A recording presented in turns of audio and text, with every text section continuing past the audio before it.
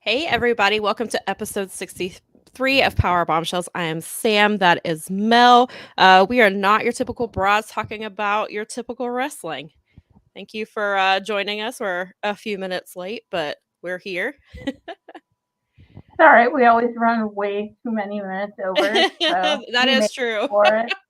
That It's is not like true. work on site. Like we're not like therapists where it's like 50 minutes. No, Yeah, it's right. not a Yeah. full hour. It's actually 15 minutes. You get your I will money's go worth ahead and. out of this show. What was that? You get your money's worth out of this Oh, show. absolutely, for sure. On the audio or the YouTube. That's right. I was gonna say I'm gonna go ahead and say now it's been thundering. There's been some thunder on and off, and a little bit of lightning on and off. So if you hear any loud crashes, that's probably why. And hopefully I don't disappear or anything like that. They were calling for storms, and then it said. Then I checked this morning, and there wasn't any. And then like I keep getting alerts like lightning is 12 miles away, and I was like, okay, well that sounds like a storm to me. And then Roman was outside, and it started to thunder, and he was at the door like, please let me in. Oh my gosh, he does not belong out there in this Yeah. weather. He was I like, mean, I'm ready to. I totally get it because it's been crazy here. So Yeah, yeah, I mean, definitely. once in a while we get some noise from your side of things, Yeah. sirens and trains and thunder and lightning on my Right. end. Yes. So So hopefully I don't disappear, but if I do, that's don't why. don't disappear. If he does, then we'll work it out from there. So Daza said he was predicting a yellow hat today, but it doesn't look like you got Well, any yellow in your hat. Sam and we tried to figure it out. I looked at it. There's like a tiny bit of yellow. I'm terrible at the On the side where there's the like green is, it looks like yeah, there might be a little bit of a little yellow there. yellow, but like as an overall, yellow hat. No, I don't. Nikki said, "Ooh, patchwork hat. I like patchwork. Well, some patchwork. Yeah, it's pretty patchworky. Yeah, I like it. It's cute." I was saying to Sam because of all the rain, I really wanted a rain hat, but I didn't have one, so just I've got to start an actual list of hats that I need to acquire, and then There of you course go. just I like the consignment shop and stuff, so Yeah. I feel confident that I will be able to acquire Yeah, plenty of. Nikki likes to do that too. She's big into going to like thrift shops and stuff like that. So we You have to be definitely in the check right it. mindset, but it's a lot Yeah. of like Yes. when you're there.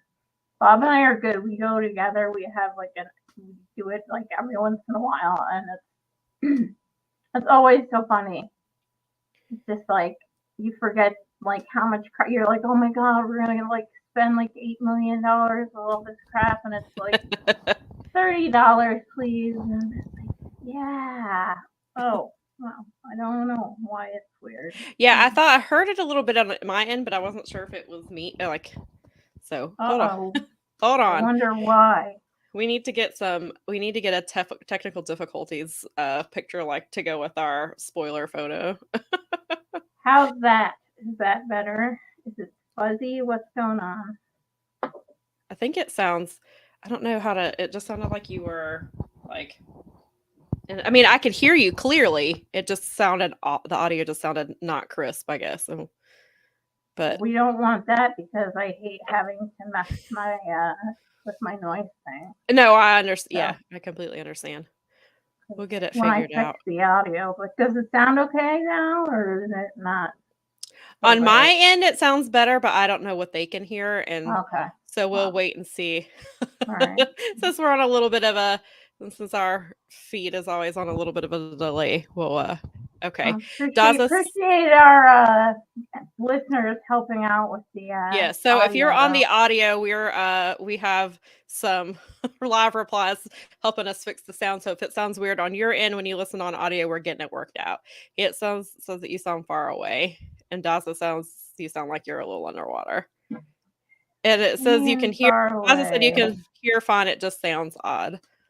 So either I'm going the right way or the wrong way with the game. So here, we're gonna do it. You ready? So Yep. Let's la go. la la la la la la Now you're okay. Now I can't hear you at all.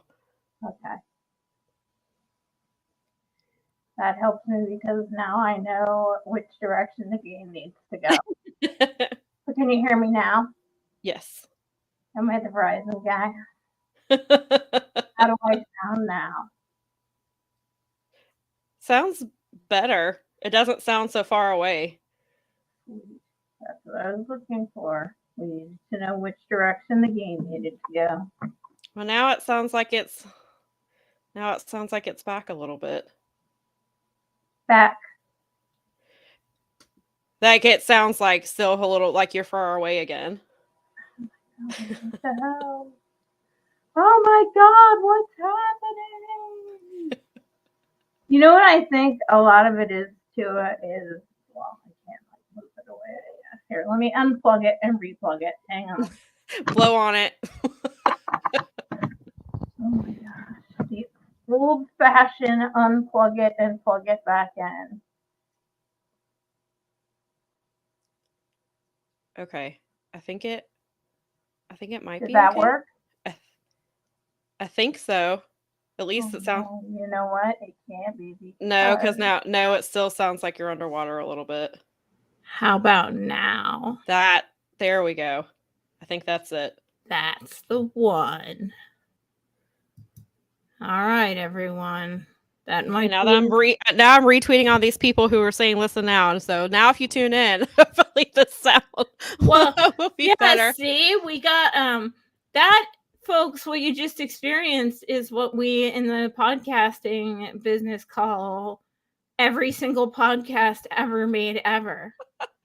It's the beginning of every single, whether you've heard it or didn't hear it. Yay! Thanks for the help, you guys. See, this is what I love about the people that tune in here is that they help us with literally everything. They do. We appreciate this. See? And this the audio listeners got that for free. So there you go. Look at that. See, and this has been the technical part of our podcast. Every week we have it seems like we have like a candle section, we have a home section. This week it's our technical section. We don't want to be pigeonholed. Like, it's easy for people to be like, oh, they're just chicks talking about chick stuff. It's like, no, we talk about all kinds of stuff with the like. We talk about wrestling themed candles. We talk about hats. The hats. I'm glad. I mean, I'm excited that you guys like the hats thing. I'm cooking up an idea in my head about hats that we'll have to. I know what that idea might be. Yeah, I think that we might lean into it a little. I think we might have to. But so Daza says, by the way, us regulars are now called the PBS Posse. I like it. PBS Posse. I'm down with that. Yeah. I like it. It's cool. You know. Very cool. I like that. I like that we have regulars that can give themselves a name. Well, I mean, it's nice. Exciting. Whatever you guys want to do, whatever you like that makes you happy and keeps you talking to. We have a Discord channel, of course, on the Fight Game Media Discord. So maybe one day I'll join that. We'll see. Ooh, that would be very exclusive. That would but so I post all our stuff in there, and these guys hang out as well in there, and I get to talk to some of the other, members of the community and the members of our network, which is one of the reasons I love that thing. So, and we all have the show on, so we can talk about what we talked about on the show, which is cool because sometimes it's like, hey, I, noticed that you talked about this or that, and I'm like, that's a lot of fun. So it's really cool. So Daza these guys. Daza said that he started a cult movie corner on the Discord. That's very cool. It's true. Very cool, and Daza. we wanted to encourage that because we know that Daza is movie aficionado and aside from being the Stardom ambassador, also loves the movies. Well, I mean, that's what Renaissance people are about. This is true. This is it's not about one single nerd genre. It's everything. Yeah, and we've talked about like we know as wrestling fans that we're nerds, and so that we just usually if we're nerds about one thing, we're probably a nerd about something else. Well, the best part about a wrestling fan, this is something that one of my friends pointed out. He's like, wrestling fans will always listen to a nerd talk about their nerd shit because we are always looking for, because it's harder for us to find. I mean, it doesn't seem like it when you're doing this every week, but in real life, like walking around, you still get the like, you're a grown adult that watches wrestling. Right, like, exactly. Yeah.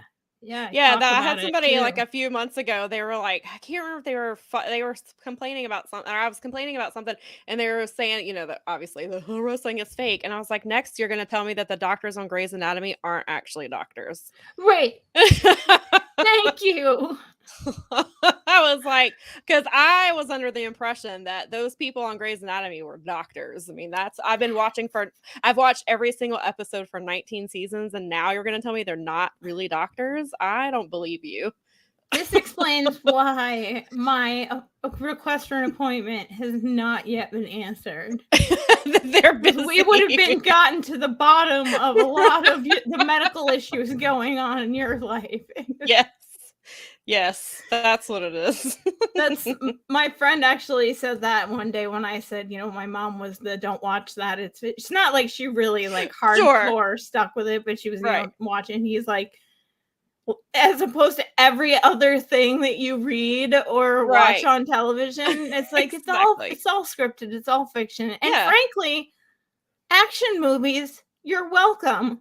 Signed wrestling, because. Watch a movie today. We hit John Wick 4 because we've been into the series.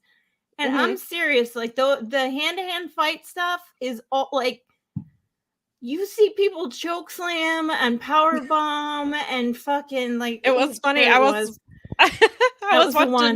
was watching Station 19 the other day, and it's about firefighters, and they had somebody in a fireman's carry, obviously, but it just made me. I was like, ha ha ha. Yeah. I mean, clearly that's where it came, but still, it made me laugh when I just happened. I was like, look at him in a fireman's carry. Yeah. Because they were saving somebody from a burning house. What? Oh, and hey, broadcast guys, you can say fireman carry, you can say fisherman suplex. You do not have to say fisherwoman or firewoman. We know what you're talking about. The thing has a name. That's relax. That's not what we're after when we're looking for I think when Nikki said LOL, I thought the same thing. Nikki was watching Station 19 with me when we saw the fireman scary. Yeah. And then we have some other suggestions for what the regulars can call themselves. I was thinking about we should be called the B, but I think they would say the broadband. Ooh. Maybe we should run a poll. We'll do a Twitter poll. And just be like, and I'll post the link to the Twitter poll in our Discord channel. I can post it on Insta story too, and let you guys. You know what we should ask today, and I'm gonna get in the habit. I took a picture today of the hat. Good. So because I need to start keeping track of what, so you don't repeat your hat. Did I wear this one? I don't remember. Nikki said both names are great, and Brad's not here, so he may have a suggestion. So we'll see, and then we'll have a write-in. We can have a write-in section that way if they think of another name. Of course, yeah, you always got to put that in there. Oh, and this poll is obviously super scientific, so obviously whatever one. Oh yeah, and all the internet, so especially socials, are the most scientific sources for the most reliable sources for anything that you need evidence and yes, you know, you get where I'm going. Right. Daza said I recommend the action movie Bushwick starring Dave Bautista. There you go. Well, that to me, it was like when they dropped The Rock into the Fast and Furious movies. It was like the most natural fit in the universe to me. Right. I haven't seen any. I don't think I've watched Fast and the Furious since 4 or 5. Well, that's pretty good. You got pretty far. I think like 4 or 5, maybe 4. I don't remember. Sorry to disappoint you, Orange Cassidy. That's what I always think of now. I associate him with that movie. Not The Rock, who is actually in it, but Orange Cassidy, because it is his favorite film franchise. Honestly, Which one of my seems on favorite. brand. It really does. That's actually hilarious. I didn't know that was one of his favorites. Oh yeah, that's been that's a big thing. That makes Wait, sense. what? That makes sense. Daza said I miss them going to space. What? I did not know that happened. Oh yeah, they go. It's great. Wait, which one is that one? The 10th one? This new one? It's not the new one. It's the one in between the newest one and the one and 5, or because there's Fast 5, and then they're up to I don't know if 10 has come out yet, but they're filming it. Yeah. Oh, this last one is supposed to be the last one again, but that's what we'll see. Say. Okay. No. Fast and the Furious is practically a wrestling franchise. It's just like, I mean, it's hilarious. Plus, it gives us great memes about family. Yes, it does. Daza said in the last Fast and the Furious film, they go into space in a car with rockets attached. Okay, I haven't gotten to that one yet because it isn't on anything I subscribe to. I'm waiting for that to come on something. Daza said 10 comes out this month, and then there is one more. Oh, okay. And then one more, and then another. Well, are they cloning Dominic Toretto at this point, or what? Nikki said I only watched the first one. I thought it was good. It just wasn't my thing. No, I totally understand. I have friends that are really devout, like they like love the franchise, and then I have I end up watching them because I think that they're interesting and funny, and it's amazing to see that something has lasted this long. They are very video gamey, like movies and video games mirror each other a lot in the way they're executed. And then occasionally you get a hilarious spin-off. Exactly. Family. Daza says family. You don't turn your back on family, Daza. Am I right? It's like it's great. One of my absolute favorite ones is actually a spin-off one, and it's the one that's it's a Hobbs and Shaw. It's just Jason Statham and The Rock kicking ass, taking the piss out of each other. Kicking ass movie. Some more. Roman Reigns is in it for like 15 minutes. Fantastic. There's all kinds of hilarious, like, impossible missiles. You get like a mini look into Samoan culture for 5 seconds, and they go back to taking the piss out of each other and kicking ass. And it's actually pretty funny, and it doesn't overstay its welcome. Well, that's always good. Yeah, Daza said they started as a carjacking film, and they eventually were battling nuclear submarines. Yeah, it was funny because there's a meme that was talking about how in the first one they're trying to hijack the 18-wheelers that are carrying. I think isn't it the TVs that have like the DVD player built in or something like that? And they were talking about how obviously at that time that was super cutting edge technology, and now that's we don't even use that anymore. They have evolved to the point at movie 10 where that's obsolete. They had to go to space. Even Jason went to space, in fairness. So, I mean, everyone. I mean, I think a lot to level up your franchise, it's important that you make a trip to an impossible trip to space. Something that would never ever work, based on it's worth it. Not just a car, but a Pontiac Fiero. Wow. Yeah. I have missed a lot since I've watched it. I had no idea they went to space. How is the internet? I mean, maybe the internet has talked about this, but I can't believe I have not seen it. It's okay. There's a lot going on. And I mean, that's one franchise among so many that is hard to keep up. I mean, the new Guardians is coming, and I'm not going to lie, I'm totally psyched for it. But it's there's so much content out there. And then if you pick a genre, it's 14-year-old me would be so freaking stoked to Right. have the level of Star Wars content that's out there right now. Oh, I can imagine. I used to scour bookstores and magazines and everything because I like lived my lifetime. There was a big Star Wars drought because it was in between Right. when the movies were done being released Mhm. and then the 90s when they had the big resurgence and they re-released them on the anniversary and then they made a new one. And Yeah, and I saw yesterday was like the 40th anniversary of Return of the Jedi. yeah, And people like went to the theater to see it, which that's really cool. Dropped it yesterday. I was like, oh, I missed it. And then I was like, okay, in fairness, you saw it when it came out. I was little, Right. but I saw it when I came out because my mom brought it to me. Brought me to it. It was one of the first movies I remember seeing. Oh, nice. And then I saw it when they re-released it in the 90s as well. Okay. So Gotcha. I have seen it in the theater technically twice. Oh, there you go. So over here, yes, this is the way. And then back to Fast and the Furious real quick. This is the way. They couldn't send trained astronauts on a mission. They had to send the Fast and the Furious drivers. Well, yeah, of course. I mean, of course you have to. And yes, I know that Ronda Rousey is in one, and I did not watch that one. I saw it. I did think. not see that one. I don't. It's weird which ones end up like in the rotation. It depends a lot on like what service it's on and if I'm bored and if it's going to be on in the background or not. And I can't believe how many I've seen, to be perfectly honest. Daza said that I skipped school with my mom to go to the Star Wars movies when they first came out. That's awesome. That's a really cool memory to have. That's very cool. I'm all about it. I mean, I love it. I can get all the Star Wars I want. I can get all the wrestling I want.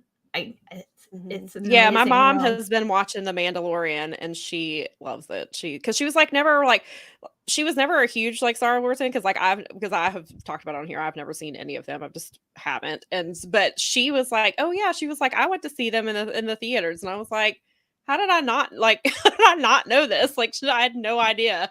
And so she watches them all. And so, but yeah, she's into The Mandalorian. I keep meaning to ask her I keep meaning to tell her about who Casca Reeves is and who that's Mercedes, and be like, you would not believe this, but this is actually one of the best women's wrestlers in the world right now. Oh, we know. Yeah, so I was like, I'll have to show her a picture and be like, do you know who this is? And I keep meaning to do that, so I'll have to do that this week and be like, look at this person here. It's also this person. Mandalorian's great because you don't necessarily have to be a Star Wars fan because the storytelling is really, really well done. Oh, that's cool. And I also love the music. Like the person and they did a whole thing on the person who did the music on Disney, and I ended up watching it with Bob one day, and it was crazy. But they're just so good.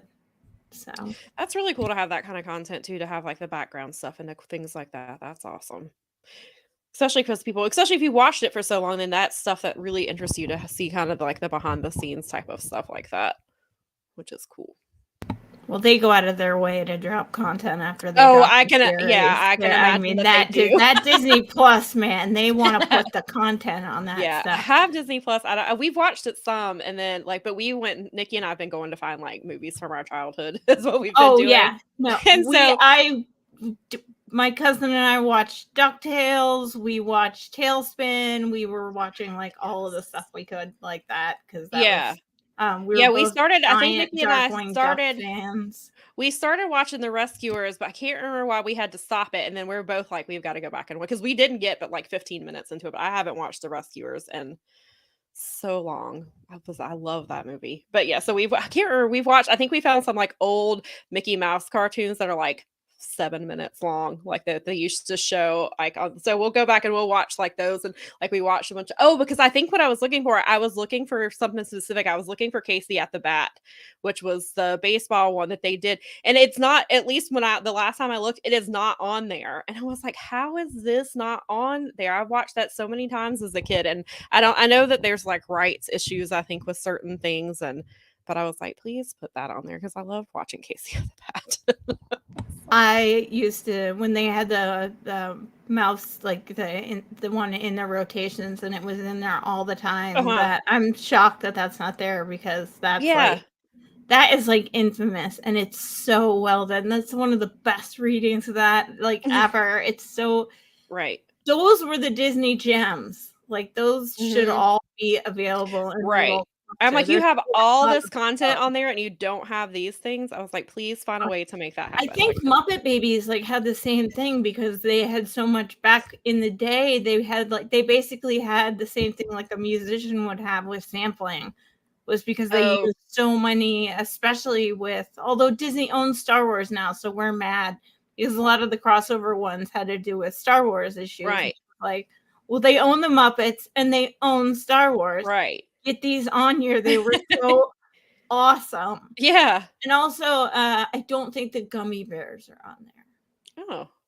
Which isn't a really big, that's a deep cut. Like, that's like way back. I was going to say, I don't know if I know what that is. Yeah, that's a way back cartoon. They had lots of different, like, they made their own cartoons. Daza says Condor Man isn't on D+ yet. Frowny face. Frowny face. Frowny face for you audio listeners. Yeah. We're going out of our way from I was like, all right, maybe let's talk some wrestling. Maybe we should talk some wrestling now, even though I have enjoyed this conversation. Me too. People who are so there was lots of big news that happened this week, and I was like, okay, it's Wednesday and we already have 3 topics, and then Thursday I was like, okay, we have another topic. And then I see that Mel has added another topic, which is actually a very good, because I saw it and I was like, damn, I was like, look at what I told Nikki, that's why I was like, look what Mel's getting. Yeah, I just heard like they announced it during Rampage, and then but the promo I read about it first thing in the morning. I saw it on the Observer, and I was like, what? And then as soon as Bob was up, we like watched Rampage to make sure. Well, there was a promo that was on that didn't even make it to Rampage. It happened they posted it on Twitter, and it was the most unhinged promo from Danielson and Jon Moxley. And I was like, what is happening? Like, I have to send you've got to see the promo that led to this match, because it is insane. Like, Daniel, it was really good, but it was unhinged. And I don't want to give anything away because you just need to watch it. But yeah. And so then during Rampage, they made it official, and I was like, damn, because I didn't realize that it was Detroit next week, and then they said it, and I was like, wait a minute, I was like, Mel's getting this match. And I finally, it's like, unless something happens, like barring catastrophe, I finally get to see Kenny Omega. Like, it's written down, it's in stone. I finally get my Kenny Omega match, and I'm excited. Like, it's a big match. It is. I mean, it's not on Forbidden Door and it's not on some other thing, but I'm like, I don't give a crap. And this is a pay-per-view level match on free TV. Right. So we didn't say what the match is, but it's Kenny Omega versus Jon Moxley in a steel cage. In a steel cage, which is happening. I think they had to follow up. Like last year, they did blood. They ended up turning it into Blood and Guts for the first time they came. Mel got freaking Blood and Guts. I got Battle of the Belts 1. I mean, it was a good Battle of the Belts was really good though. And they also did the taping for the 100th episode of Dark, so I got Jon Moxley twice. I got to see Jon Moxley, so that was, and I still got Hangman. Like, I got a lot of the big names because they brought him back to do Dark. But yeah, still last year when they came, it was their first time. Yeah, and so they ended up selling a lot early and ended up at a final of like 11,000. This year, the tickets haven't sold as well, but so they just started picking up, and then this just got announced. So I imagine that the rest do well. Yes, and they opened, but they also it was like, why did they open up? I think this is probably what drove me to the internet. I was like, oh, I got from WrestleTix. It was like, oh, they opened up a section in Detroit. I'm like, they weren't selling well. Why would they open up a section? And then I'm on Twitter. I'm like, now I know why. No, that's going to be a stacked episode. I'm excited. But Nikki did point out, and the other Dynamite that the other Dynamite we went to, we did get Nick Gage versus Chris Jericho. Oh, you guys got the infamous pizza cutter episode. We sure did. Yes, we were there live when it happened. So we did get that. That's always fun. It was. That was really cool. And then that's when we got the thing where we thought, because after Nick Gage, MJF announced that they were getting Hoovy for Jericho's next match, and Nikki and I sat in the press section, which is I will not do again. It's fine, the seats are great, but my friends were like Nikki and another friend were somewhere else. Friends were across the arena, and I was like, it's not as fun because now we're just group texting each other because we can't sit together. But so Nikki and I both stood up because the week before when they announced Nick Gage, he brought Nick Gage out. So Nikki and I thought that we were getting Hoovy there, and we were like, oh my God, it's Hoovy. And then he didn't come out, and then we were like, damn it. We were so disappointed because I love the Jews. Again, we have talked about how that match, Nikki said she was just starting to type that about how we both stood up because we were like the only two, I think, probably, that stood up because we thought Hoovy was going to be there. Damn it.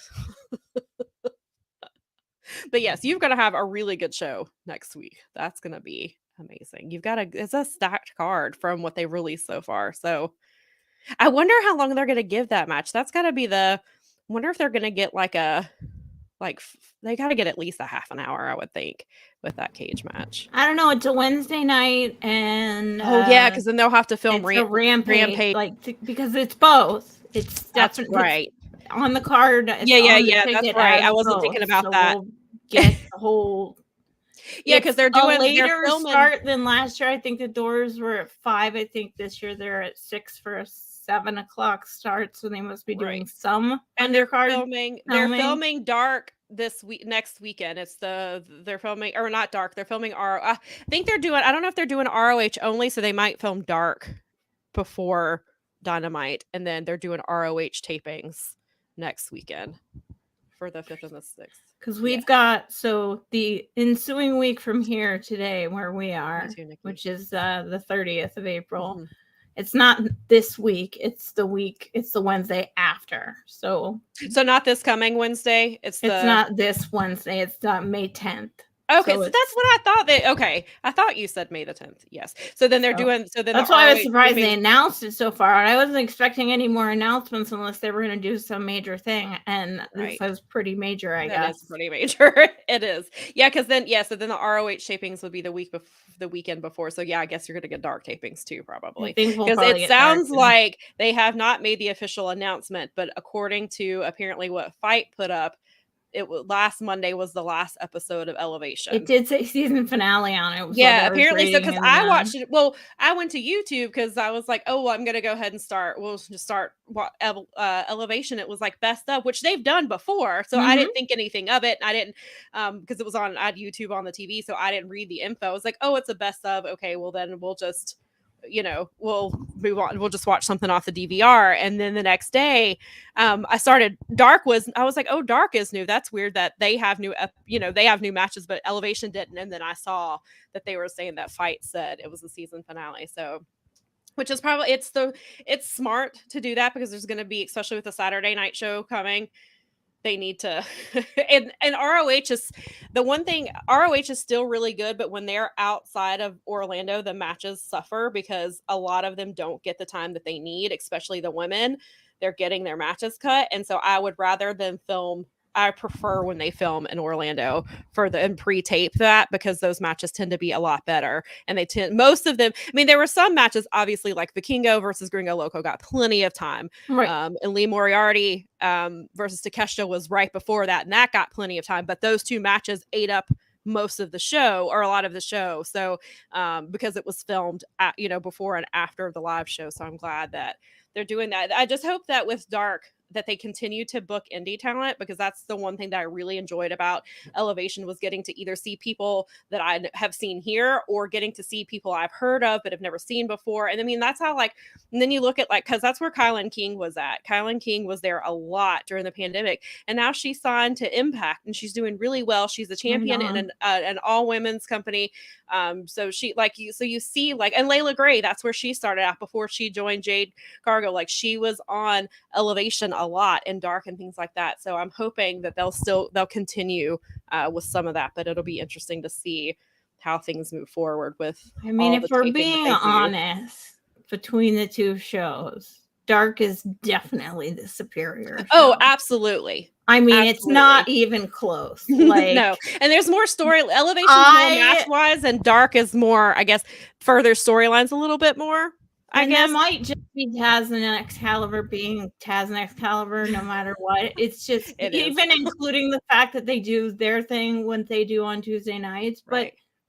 That's, I mean, if I'm going to tune in, it's almost exclusively going to be Dark. And it's always, to me, it was the first one. I mean, right. I think it was. And then, like, and I enjoyed it. And I definitely want the talent. I hope what they do is maybe they'll, like, make Dark maybe 90 minutes or something instead. Yeah, they could do that. I think that would be something that they could do so they can get in more talent and move storylines a little bit more. Because, like, that's where the Matt Hardy Ethan Page storyline started out on Dark. Like, it built up for several months there before and now we've got into a full-blown match where the Hardy compound match happens next Friday on Rampage. Like, so I cannot wait. And I heard that I saw excited. They filmed it. They've already filmed it. They apparently filmed it on Thursday. And Giancarlo D'Atamo, he's done a lot of like the filming for some of the like vignettes that were really good in WWE, but he did some of those there. He's done some on, I think, GCW. He did some indie stuff. He's done stuff with AEW, and like he's really good. So he filmed some of it. So I can't wait to see like how this looks. Yeah, I cannot wait. I hope the entire Rampage hour is dedicated to. I hope that's all Rampages. I don't want anything else. So funny that you said that. I told Bob. It's like I just want the whole hour at the Hardy compound. So what? The whole episode of Rampage is just gonna be. I hope it is. I will forego a women's match to have. They're probably getting moved around anyway. Even if they put a women's match on there, it's only going to get 2.5 minutes anyway. Might as well make the full put hour. Women in there, though. They should have some of the women in there to Reby do some is probably of the stuff. on there because Stokes said that he was afraid of Reby, but then he threatened her child in the very next breath. So I was like, oh my god, Reby's gonna murder her. So I was like, Reby's gonna murder Stoke. Actually, Nikki and I were talking about we hope it's Maxwell. We hope Maxwell pins him like he did what was it, Rockstar Spud? Is that what Drake Maverick? Yeah, whatever Drake Maverick's name was, Spud. I can't remember. You would know more than me. Maxwell pins him. Oh man. Those are way better than they have any right to be. They are. And now they know what they're like. Good. I'm sure they pretty much just gave them free reign to do whatever they want. So I don't know how physical Jeff can be yet because I know he's recovering from the eye surgery. Well, Matt said like he can see evenly out of both eyes now. But this is a good way to do it because they can do it in a more controlled environment. Exactly. He can land in the sandbox and not on a steel, cage or I don't know, any number of items that he can find to land on inside of a stadium. I hope they bring back like all the stuff. Like I hope Skarsgård is there, and I hope they bring back just make a whole bunch of callbacks and Easter eggs in there. Yeah, for people. I hope so. I don't know I wonder if they like resurrected Vanguard 1 or if there's like a Vanguard 2 or something. If they bring back Vanguard, like, I might. Oh God, Senor Benjamin's got to be in this. Oh, yes, I'm so excited for this. Dynamite's going to be great, but I cannot wait for Rampage.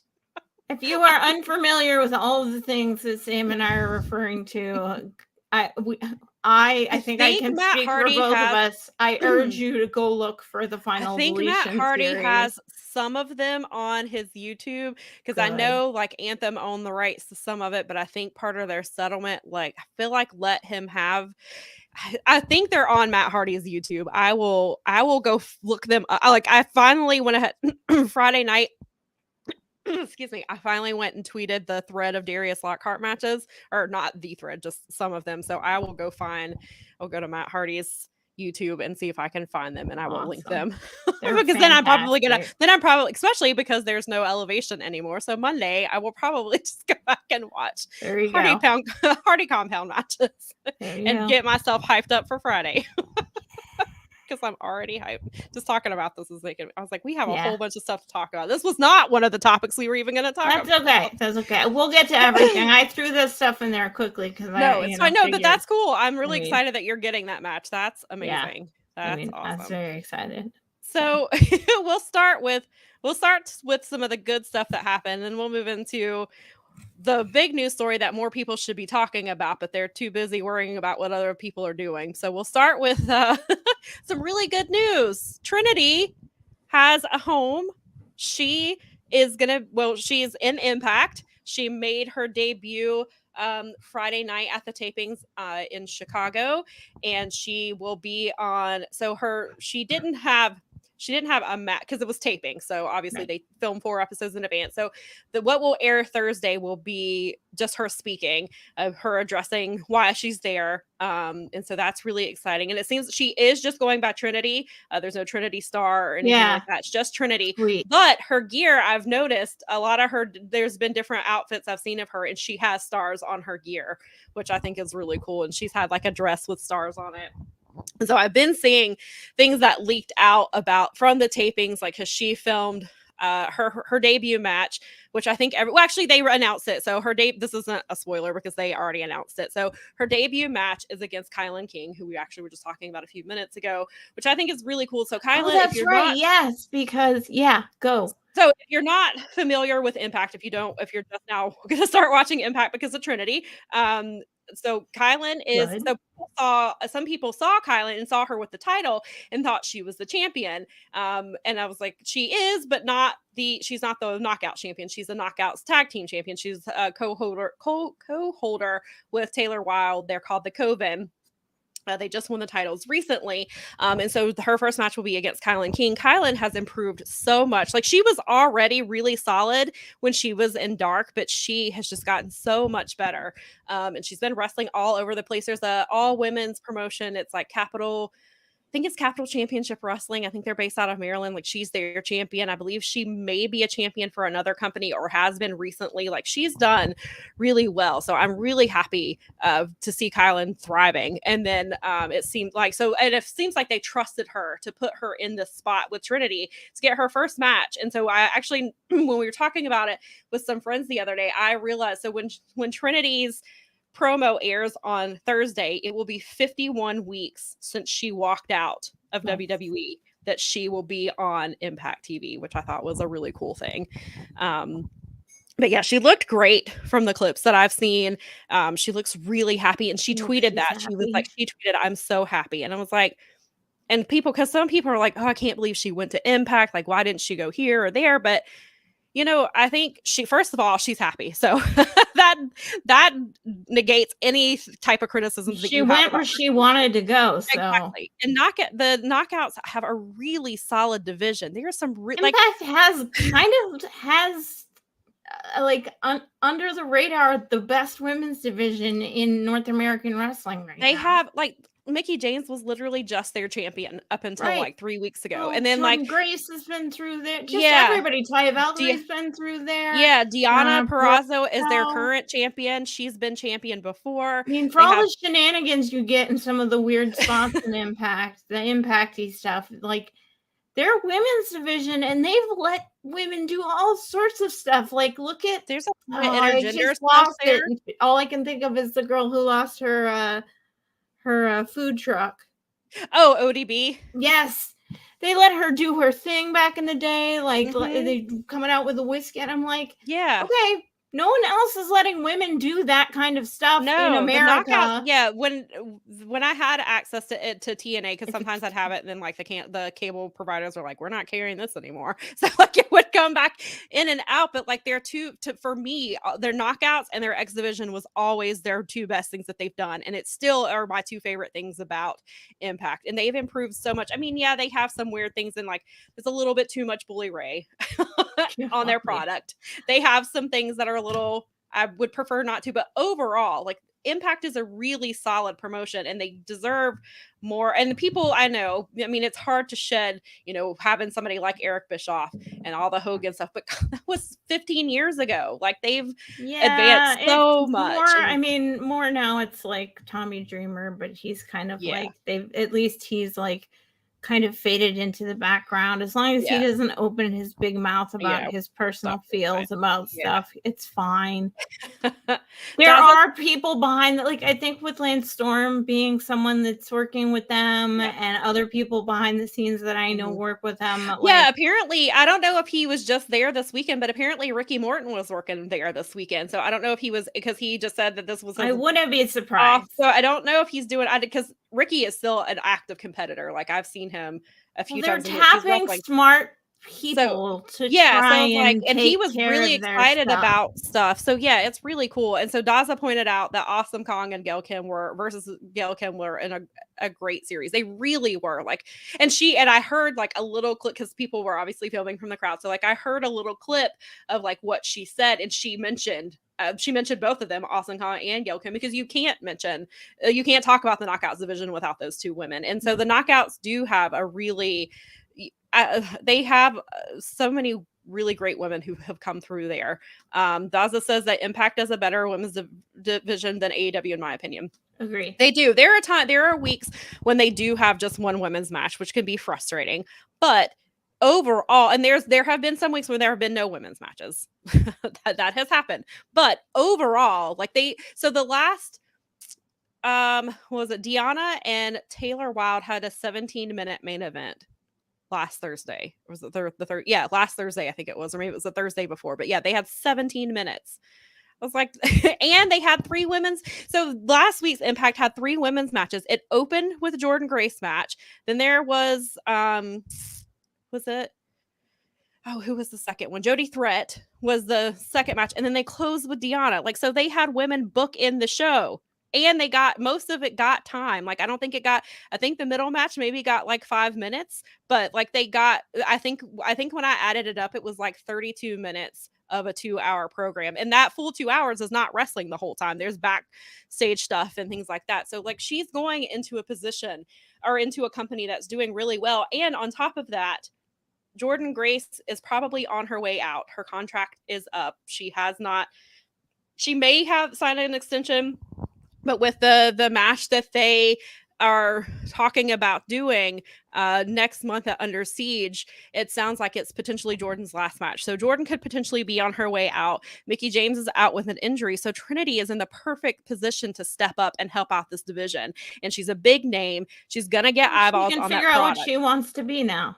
Right, exactly, which is what we talked about last week, and the possibility of her going to GCW. Who is she when she's not Naomi, and who does she get to be now, and who is Trinity? And so, yeah, and she can figure that out. And I thought it was interesting because one of the matches she filmed was, it wasn't the match that she filmed, a tag team match. It was in that she was with the tag team champion, and I was like, wouldn't that be interesting if they partnered Trinity with someone and then gave Trinity the Knockouts tag team titles because of how she left. It would be super petty, but it would also be kind of poetic. Yeah, wrestling is petty. If they put the Knockouts title on her, or tag title on her, like shortly after leaving WWE, and then letting her have like a really good run with it, I was like, man, I kind of want that to happen now.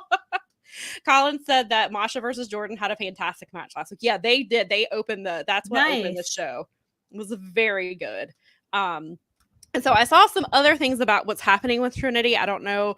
I mean, I could spoil them, but I was like, she's getting ready to be on TV, so I don't want to give. But I did see, I will say she does have a pay-per-view match for Under Siege next month that I did see who she's facing. And they did a lot with her yesterday at the tapings. And it sounded like, from one thing that really stood out in the clips that I saw, the crowd was really, really into her. They were really happy for her. A lot of people, I think, did buy tickets because of her, which was the whole point of kind of leaking that she was going to be there. It was very smart on Impact's part to do that, to let that out.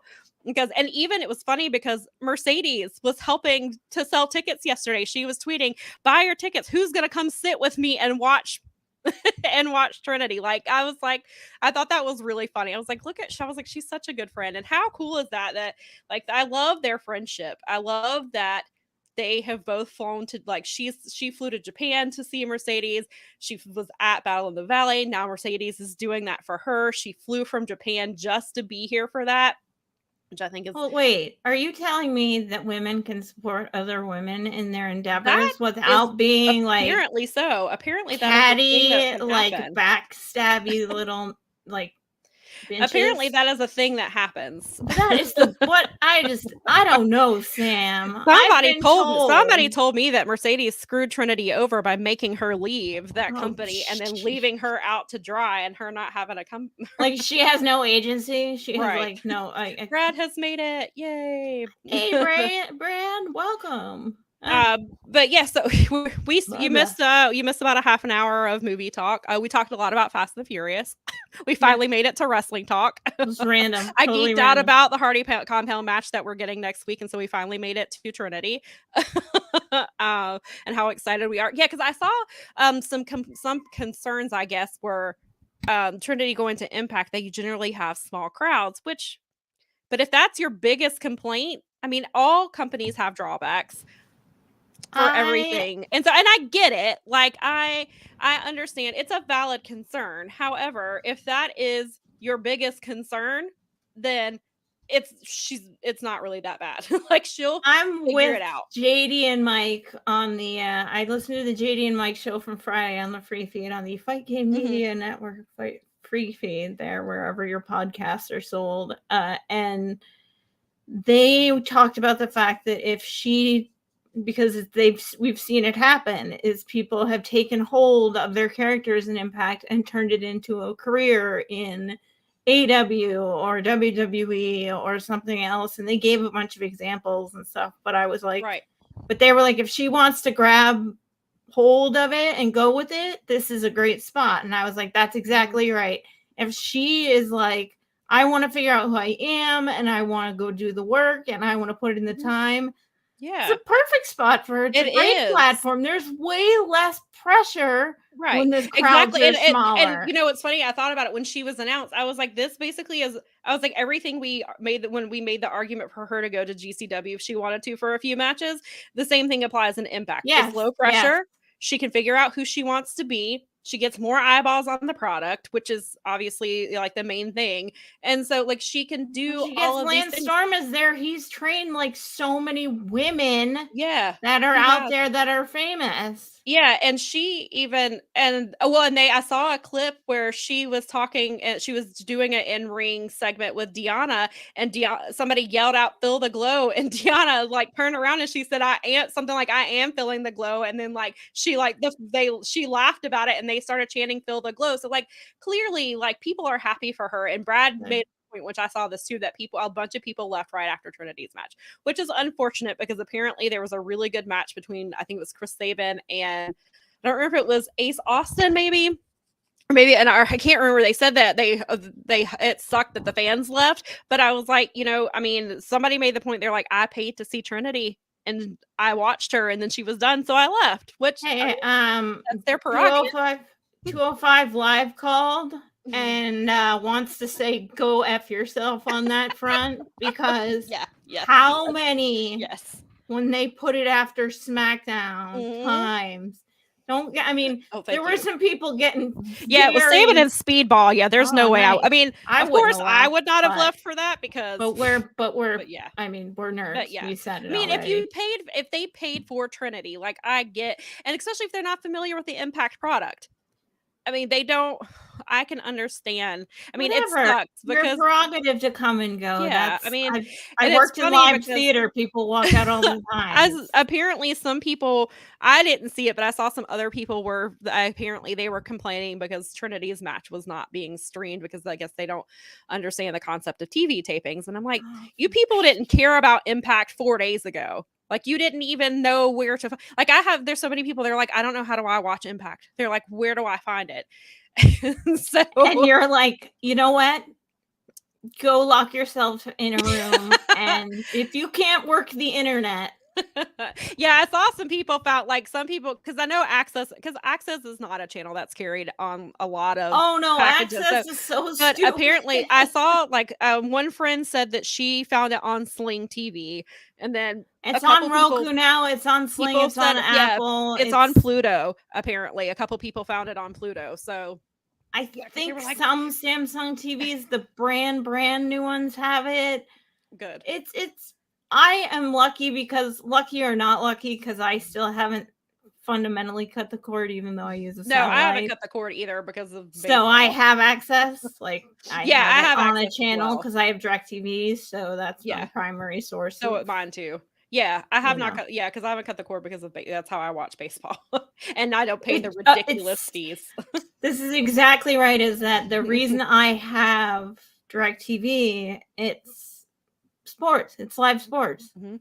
It's still, that's the thing keeping, and they know it. I mean, that's part of the bigger thing that goes on is that, and that's why even the eyes are on wrestling is because people are showing up and watching it. It's falling into the live sports category now. Right. So Kenny said it's on YouTube Impact Official for $1 a month. I know that they have the Impact Plus, but I think Impact Plus that's just too hard, Kenny. I think Impact Plus is $7.99 a month. There might be an introductory price, but I think it's $7.99 a month. Kenny says you can subscribe to it and watch it live ad-free for the weekly show.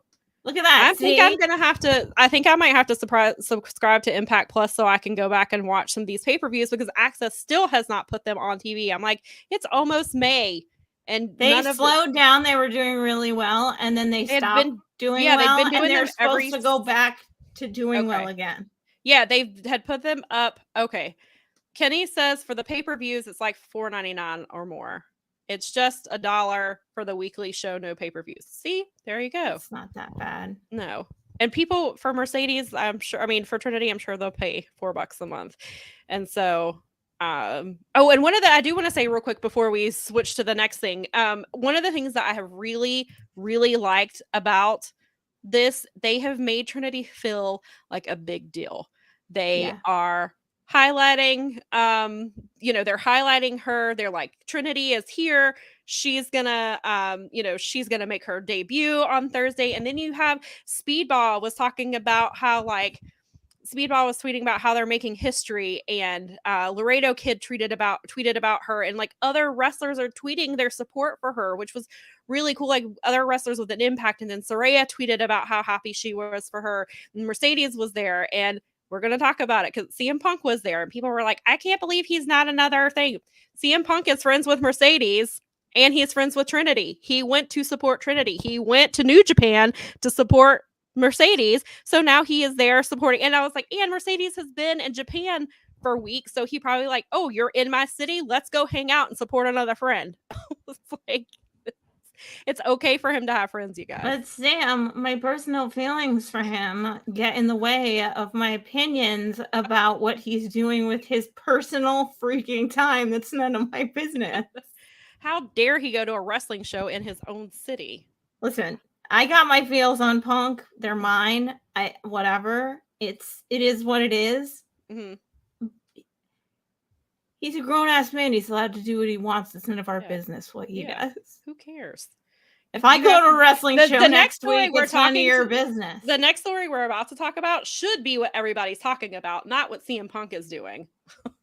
The next story should be getting more attention than it has. CM Punk is actually, I can't help but sort of agree with the small fringe group here talking about this being like him. This is kind of if we know, or if we think, or if we have if we assume that there's a show coming on Saturdays and he's going to be the face of it, then him running around being in the news is the smartest thing he could do. Yeah.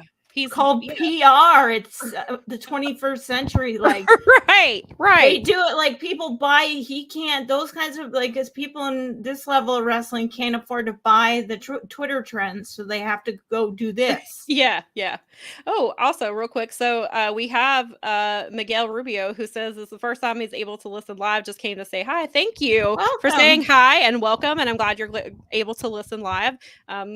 Thank you for sitting through half an hour of movie talk before we got to wrestling. I don't think people are that bothered by it. No, I don't think they are either. But since he's the first time, hilarious to hear us talk about random stuff sometimes. Brad did say, just a heads up, if you subscribe to Impact Plus on YouTube, it starts at 8:30 instead of 8 and it cuts out all the commercials. So just an FYI, which I did forget. Yeah, they don't. For some reason, the first half hour of Impact is live and then they start it.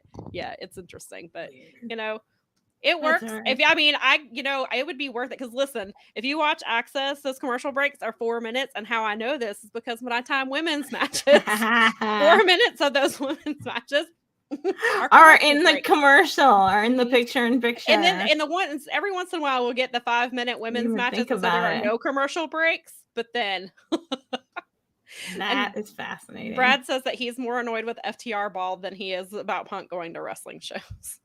Yeah, just wrestle. Just shut up and wrestle. Just Kenny, let it. yeah, I know. Go Kenny says ahead. 2-hour shows with ads, 1.5 hour without ads. YouTube and it's ad-free TV. It's obviously ads. Yes. Yeah. So I think that at this point, if you're not like used to having ads here and there in your stuff, then you're not. I mean, it is what it is, folks. They finding ways. They did it on the radio, and they're doing it on the internet. It's happening now. They'll always find a way. They will. It's true. Yeah, the way Impact does it's very interesting. So I moved this one to the second one just because even though it is the most important story that people probably should be talking about, I also don't want to spend a lot of time talking about this. So the actual really big news of the week is the lawsuit against WWE. It came out that it was from a former writer, Brittany Abrahams, I believe. I hope I said that. I believe that is her name. First of all, good for her. Thank you for speaking up. And she talked about some of the things that she experienced as a writer because she would push back on them. And so they clearly were looking for a way to get rid of her. And so the official reason she was let go is because at a pay-per-view, she took one of the chairs that has all the wrestlers' faces on them. That's right. The WrestleMania She took one or Backlash, and they fired her for it. Even though there were other men, white men, on top of that were taking the chairs and nobody said a thing to them. And so she thought, oh, well, they're writers, they're taking them, then I'm going to take one and have it. And so that was what they say is why she was fired. Clearly they were looking for a reason to fire her and they found an excuse. But it's because apparently she was pushing back against a former writer. I forget his first name. Callahan was his last name. Was it Ryan Callahan? Regardless, this guy. I don't remember the names involved. I just Callahan is the last name. Details. I know that for sure. But yeah, he was pitching some extremely racist things. Brittany is a Black woman, so she was pushing back against some of this, and Callahan was a white man, a wealthy white man on top of that. So of course he did not take kindly to it. And there were some really terrible things pitched. Some of the things were sadly unsurprising, just given what we know about this company. One of them was that Mansoor had a secret that he was keeping from Aaliyah, and the secret that they wanted it to, Callahan wanted it to be, was that he was behind the 9/11 attacks.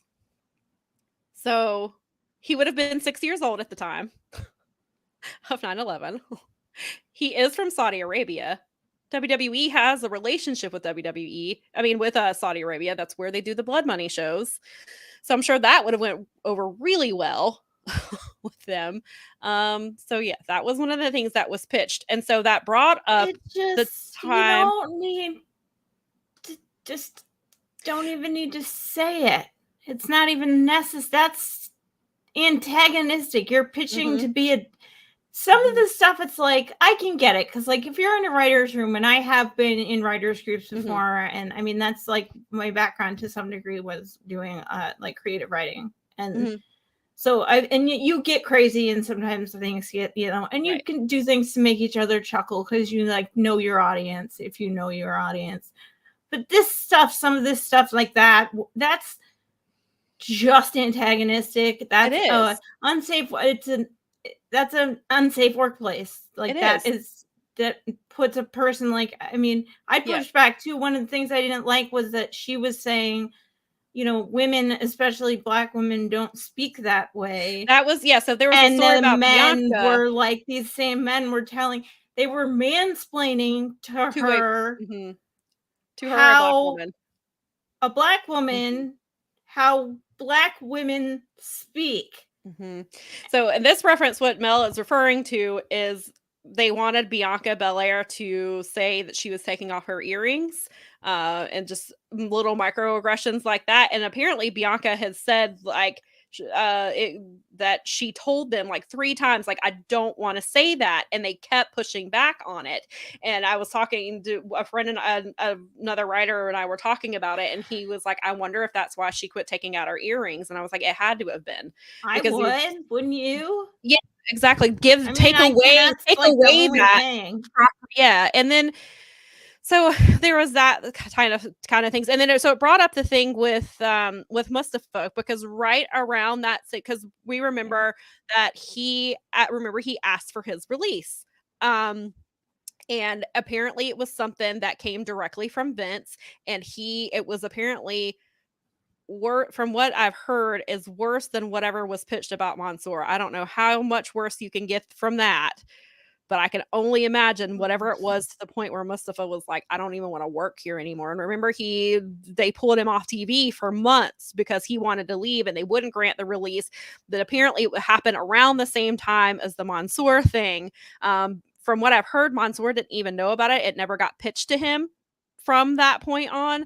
But still, just the fact that it was even there. And then there's another storyline that I would almost say is worse than that. And that's really, I think, not worse as in, I guess my reaction to it was, because unfortunately with the Mansoor thing, I was like, it's awful, but I'm not surprised. This one made me yell Jesus Christ at my phone when I read it. There was something pitched where Shane Haste, who at the time when he was in WWE was Shane Thorne. If you're not familiar, Shane Thorne is Australian. They wanted to have him have a Crocodile Dundee type of character, but instead of hunting crocodiles, he hunted a black man. They wanted him to hunt Reggie. That was something that was pitched. They wanted him to hunt Reggie. And that Reggie would always get away, but that would be the gist of the story. Is it like 1981? Apparently, and then that sounds like a pitch from 1981. Apparently, when she called it out and said it was racist, he was like, "Who cares? What's wrong with it?" She just told you what's wrong with it. That's racist. Yeah, there's so many, and I was like, thank God Shane got the hell out of that company. You know, it's interesting because it makes me think about the fact that one of the points of contention that Jon Moxley had when he left the company was the storyline that they had done with Roman Reigns, in which he was invoking his disease. And there were times where he was talking about it and he was holding back. And there was even stuff that he refused. They painted him as difficult to work with because he wouldn't follow the scripts, essentially. But the scripts were like, because he was like, I wouldn't say this about someone I didn't like, someone I hated, like, let alone someone that I actually consider personally a friend. Right. And he still, like, wouldn't tell, like, it's not out there. He still kept that to himself. But it was one of these things where it was like, this was legitimately something that they wanted me to say about my friend and his life-threatening illness. Right. Like, I mean, it's not that I'm not surprised. It's that it's like, this is pretty, I mean, it takes a lot of,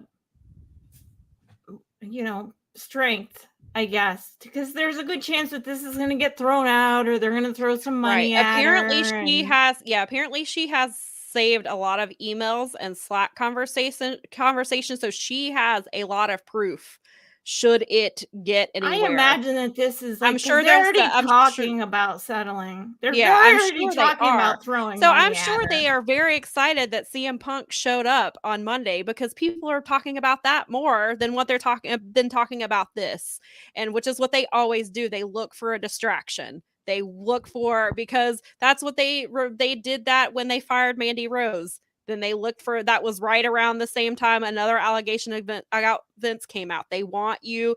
That's what they do. They give you they give you information overload so that you forget about things or you talk about something else. So everybody is talking about CM Punk being backstage at Raw when they should be talking about this shit, and how this is, even though this didn't come directly from Vince has created this environment where people think this is okay to think, because look at the stuff like people, and so people of course have been bringing up different storylines. I mean, look at Tozawa. They made him dress like a ninja. Oh my god, dude, it's the things that they did to him. Yeah. That, well, and go ahead. There's just no, I'm kind of But I done. mean, there's so many things, because then one of the things I thought of was the stuff that they did with Ike Manjiro. And when I was still watching NXT, they did the jacket time stuff with him. I guess they were trying to do some comedic stuff like DDT Pro, except it came off as really racist. And there was stuff with Sarai that they were doing with her, and like how they were trying to do the Japanese schoolgirl type of look with her.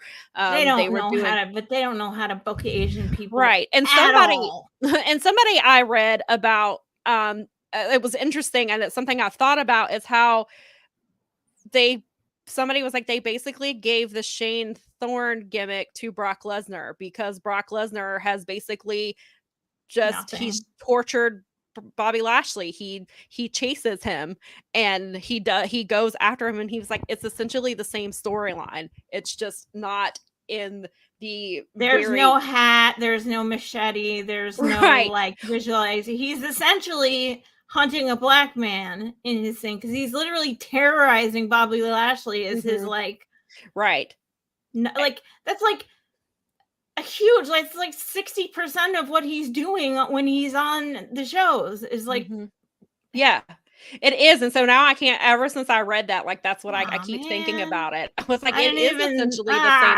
storyline. And then thank God I'm done with that. Yeah, and it also reminded me, I mean, Apollo Crews, when they made him do when he was doing the Nigerian character and he had the accent, he was carrying a spear. Like, it's just, yeah. And so, and I did 2020 freaking 3. And then they don't understand. And so that's the thing, like, they don't understand. These white men are like, well, what's the problem? Because Vince has created this culture. Vince has created this culture where it's okay that these things have been on TV since the 80s. And so we can do this type of stuff, and it's not a problem. And I was actually going to bring this up, so I'm glad that Brad he mentioned it here as well. Let me see why is it not popping up? Okay, there it goes. So a former WWE writer, Dave Schilling, spoke to Sean Ross Sapp, and he said, it's not the best place to work if you're a person of color, a woman, or LGBTQ, which is something I was going to bring up. And I'm glad you did, Brad, because it's very obvious and it's nice to hear somebody explicitly say it and not just be assuming that this is not a safe place for people who are not white men. It is not a safe place for you. So Daza said, good on you two for highlighting this, because I'd missed it all. And that's what they want you to do. They want you to forget about it and to move on to the other stories and worry about what CM Punk was doing. So Daza says, I feel pretty good that I canceled my subscription this morning after 1 month of WrestleMania subscription. Yeah, I'm glad that you canceled it.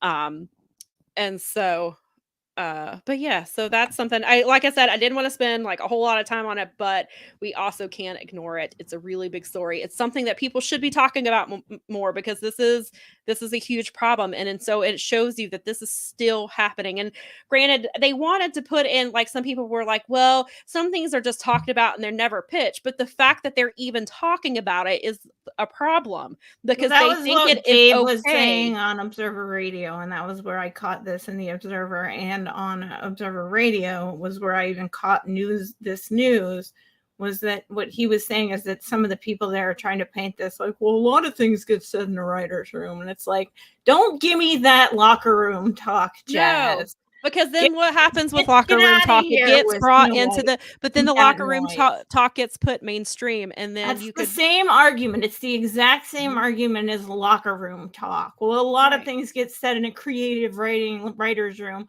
So I don't But you're care. making That's people not who- okay. Yeah, You're in because a you clearly they workplace. made her uncomfortable. And then she said one of the times she pushed back and was like, okay, well, let's talk about, other ideas.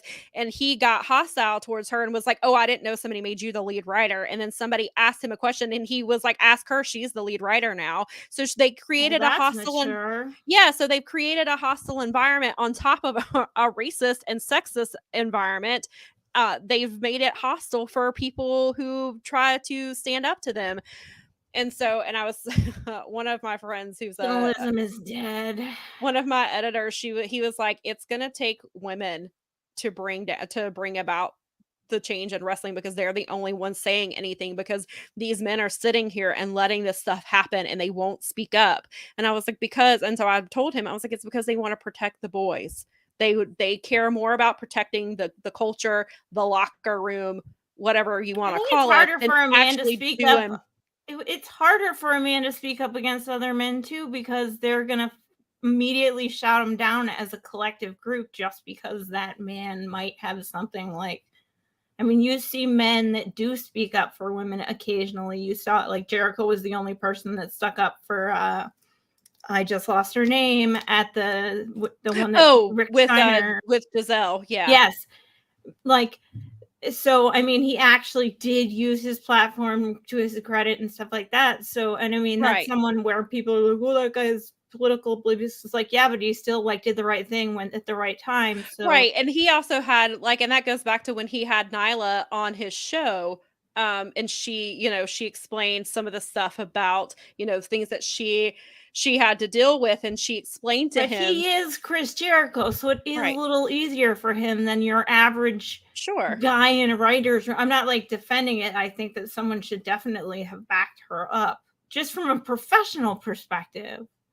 Just professionally. You don't let if you're in a room with a bunch of people and you're having a meeting and you're having a conversation about your workplace and what's going on there and people start mistreating your coworkers, you should be speaking up for them too. Especially when there are other people sitting there and did nothing. That's and then just unprofessional. It is. Yeah. Because at that point for me, I would be like, I don't care what's between you two, but this is uncomfortable. And we are having a meeting. So if you guys want to do something separately, that's fine. But this is wrong. Right. That's just professionalism. Like even digitally, I know that all of you, like you guys in your shoot jobs every day deal with that stuff. Where you can't walk around and be like, I'm not talking to you for the rest of the day because you pissed me off. Right. You have to find a way around it and to work with it. Right. And and it's just boys being boys, right? Yeah, that's what they try to pass it off as. But yeah, so but even some boys, like some of the men that are in the room are like, no, seriously, fucking stop it. Yeah. Like, and that doesn't that falls on deaf ears too. Then Dave was seemed very convinced that because of this situation and the fact that they want to have the merger and they can't have pending lawsuits and stuff, outstanding stuff. Right. He seemed convinced that they were going to pay her, which tells me that makes a lot of sense. Tells me that everything that she has claimed, basically, there's at least truth in it. If it's not and if she's got the evidence from what it sounds like, where she's got the email, you don't pay someone unless you know that the court battle is because otherwise they would take her to court and have it dismissed immediately. Yeah, exactly. And so they can do it. I think that's a really it is not that he's that's, if I get in trouble, that's who I want taking care of my freaking legal problems. So. Right. And so I think that's a really good point that they must be about to settle because like you said before the merger comes through, you don't want to have, which is why I suppose, Vince, obviously you can't have it's legally, you can't sign agreements when it's like having a lien on your house. You can't sell it unless that's resolved. Right. Yeah. So. Brad said, I really hope she doesn't settle. I want to see her take them to court and ruin them. That would be great, but I'm wondering if the money probably doesn't have an army of lawyers. She probably she may not be. If she had, Brad, if she had the ability to do so, I would Oh, love no, to see it happen. Me too. But I don't know what her because when you take on a big company like that, then they're going to try to keep it. They just got sold for $9 billion. Yeah, they're going to try to keep it. They're either going to try to make it go away, or if they did go to court, then they're going to just keep litigating it and doing all these things to keep it from going to court and costing her money she probably does not have. Well, and they'll in do a the perfect thing where world, they I would love to defame see her. it.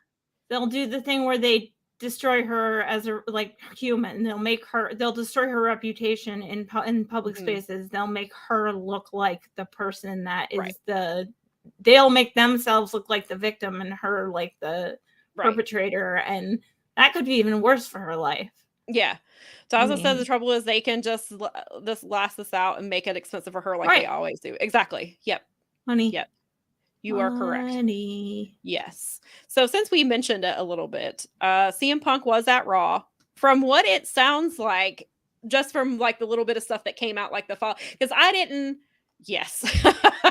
Daza said the law courts are rigged towards the rich, and it sucks. It does 100%, and you are right. It's all a work. It's a work. It is all a work. It's a big work.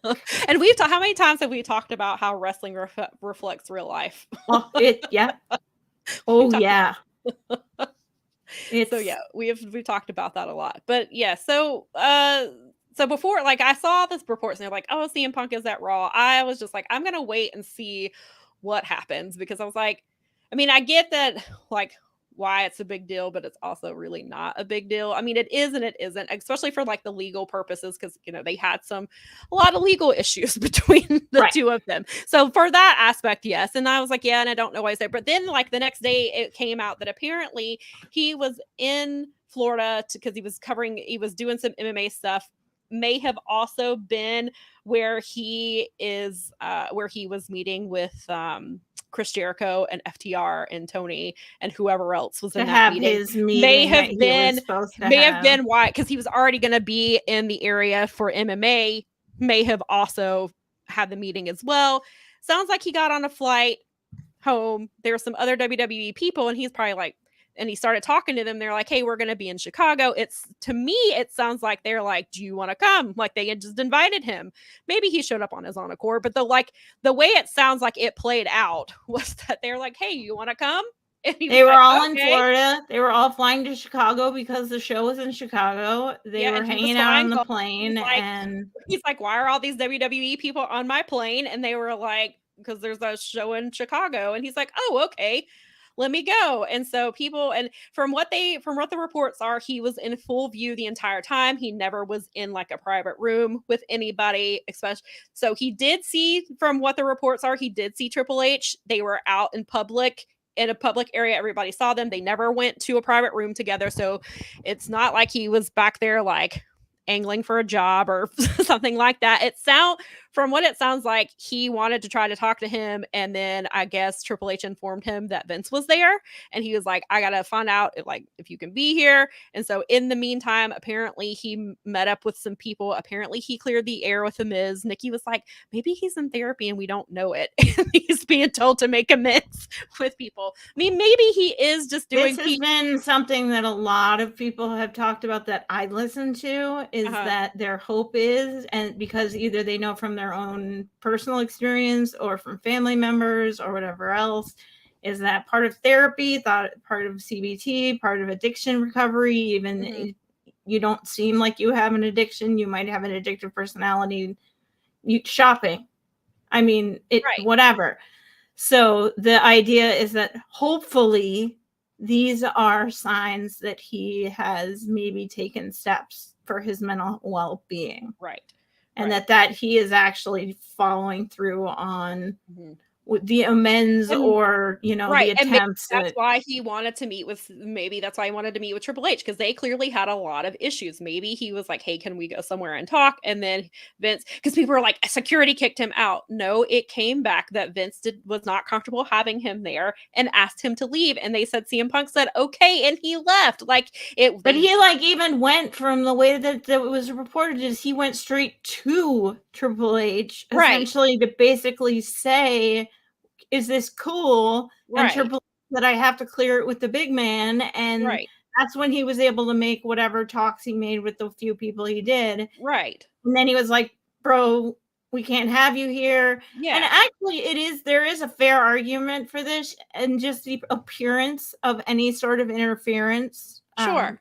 Right. Like, you can't have it. You can't make it illegal. It's yeah. He can't be backstage as a Right. signed talent to another label. Even though Ricky Starks was backstage at Royal Rumble. I mean, I think it was Royal Rumble. And I think he apparently tweeted and deleted and said that they need to get rid of security cameras or something, because, you know, that's how he got busted, was he was seen on security camera, like, and that he, you know, he got busted about it. And but it wasn't, there in no way did it sound confrontational. No, it didn't sound like he was there. And like Daza asked if he was driving a tank. Unfortunately, he was not driving a tank. That was a suggestion that I heard from some people.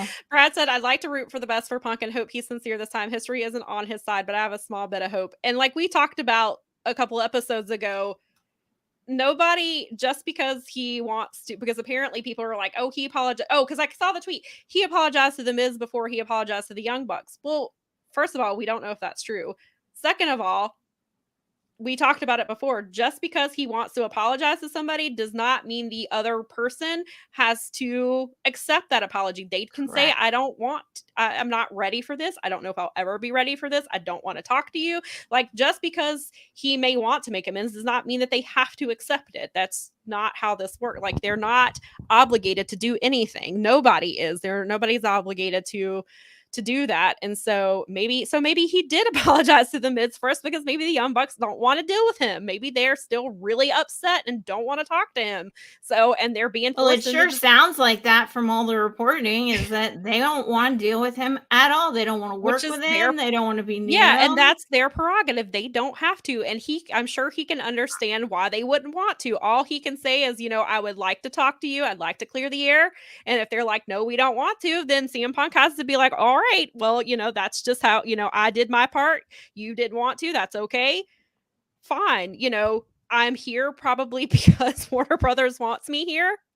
And I think the Young Bucks know that. Like, I think they know this is not Tony forcing them into this position. This is Warner Brothers being like, we're giving you a show and this is the guy that we want, and you're just gonna have to deal with it. And so so hopefully it is, you know, that's what he was doing. He was making amends. I don't know. I don't see it as this malicious thing that people are making it out to be. I don't think it's that. And then people, because he was at Impact last night, people are going to be like, look at him. He went to WWE. Well, he went to New Japan when they were here too, to support Mercedes. Like, and I think that like when he knew, like 8 feet away from Dave Meltzer or something. Yeah, right. And so I was like, I think from what it sounds like, just based on the reporting, I don't know how accurate this is. He knew that Trinity was going to be in Chicago and was like, oh, she's in my hometown, I'm going to go. But it sounds like he didn't even know WWE was going to be in Chicago.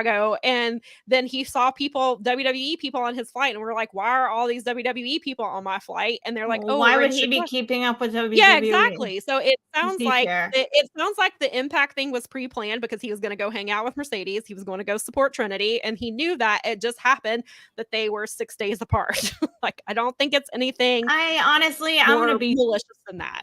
Totally straight up, because this is where I'm at with it. And one day I'll get my tinfoil hat for y'all, because this might be one that's like a little conspiracy-ish. But the bottom line is, they're pretty much, I think, going to announce a show that has CM Punk starring in it. Right. So why would he not be doing what equates to and it's wrestling? Yeah. He's doing a PR tour, you guys. Yeah. He's got a show coming out. How dare you? How dare you get people? How many we talked about. We're talking about him right now. We're up in his algorithm. Well, that's what we said last week. Collision doesn't even exist yet, and we're talking about it. Like, we're gonna probably clip our conversation and put it up again, and it'll say CM Punk on it. Like, right. In a world like this, in a world of like social media and mass media and constant like disruption media, where it's like, no, look over here, squirrel media, like, of course he's out there right doing things, and it's working. Right. Brad says tinfoil hat time. Hanging out with Mercedes to set her up, joining Collision with Punk and FTR since they're all friends. Yeah, why not? It's maybe she at this dropped point, she it's dropped the wrestling. title. Anything's possible. She dropped the title. Forbidden like they Yep. look at all the stuff they have coming up this summer. They've got Double or Nothing, which we've talked about. It's not sold out yet. No, it's still there's still tickets Forbidden and they're Door not is opening coming. sections. Yeah, Forbidden Door is coming. All In is happening, and All Out a week after that. Like they've got a lot going on, and All In. I've noticed. I wrote an article about it. I've got to retweet it, and we will get into that more probably next week. But it seems like they are working with Progress to help promote this show because there was a Comic-Con in Manchester, England this weekend, and 3 different storylines basically happened. They furthered Britt versus Ruby because Ruby called her out and said some not nice things about Adam Cole. She called him a pussy. Oh my. Yeah, got on. So there was that. So they furthered that. Adam Cole was at a Q&A and said he wants the Progress men's title. He apparently Spike heard him and there was a confrontation of them face to face. Then FTR was introduced to Sunshine Machine, which is the FTR tag team. I mean, the Progress tag team. So they've got little things going over there, and it seems like they're doing, and the Progress and Defy had the double bill show happening. Just so happens to be the day before. Apparently there's a Rev Pro show happening too. See, it wouldn't surprise me. So it seems like they're probably using, which is smart, they're using local promotions to help them promote that show and to sell it. And they're probably like, in exchange for this, we'll send FTR and Adam Cole to a Progress show the night before, or we'll set this up. Maybe something happens on like a pre-show, or we'll follow you. And like Nigel McGuinness is working with Progress. He's hosting and commentating for Super Strong Style. He's also doing a magic show. This is a real thing. I wrote an article about it last week. It is real. He is doing a magic show. Why not? Apparently this is a new thing he's been doing. So that's happening. Follow your dreams. Nick Wayne got announced for Super Strong Style. Nick Wayne will be is with Defy. He's their current champion. He is also an AEW signee. So they're using Progress. So in the same way that CM Punk is showing up at other promotions, AEW is working with a promotion in England to promote All In. They need to.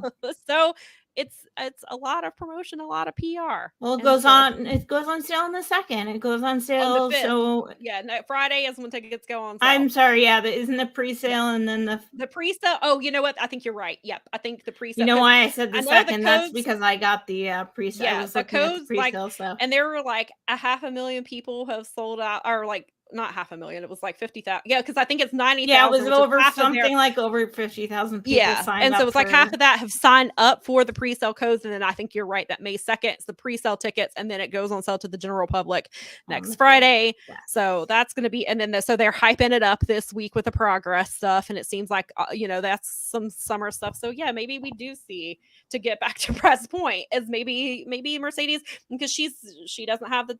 Well, she doesn't have that IWGP title now, but this actually sets us up to segue right into the next thing. So thanks for setting that up, Brad.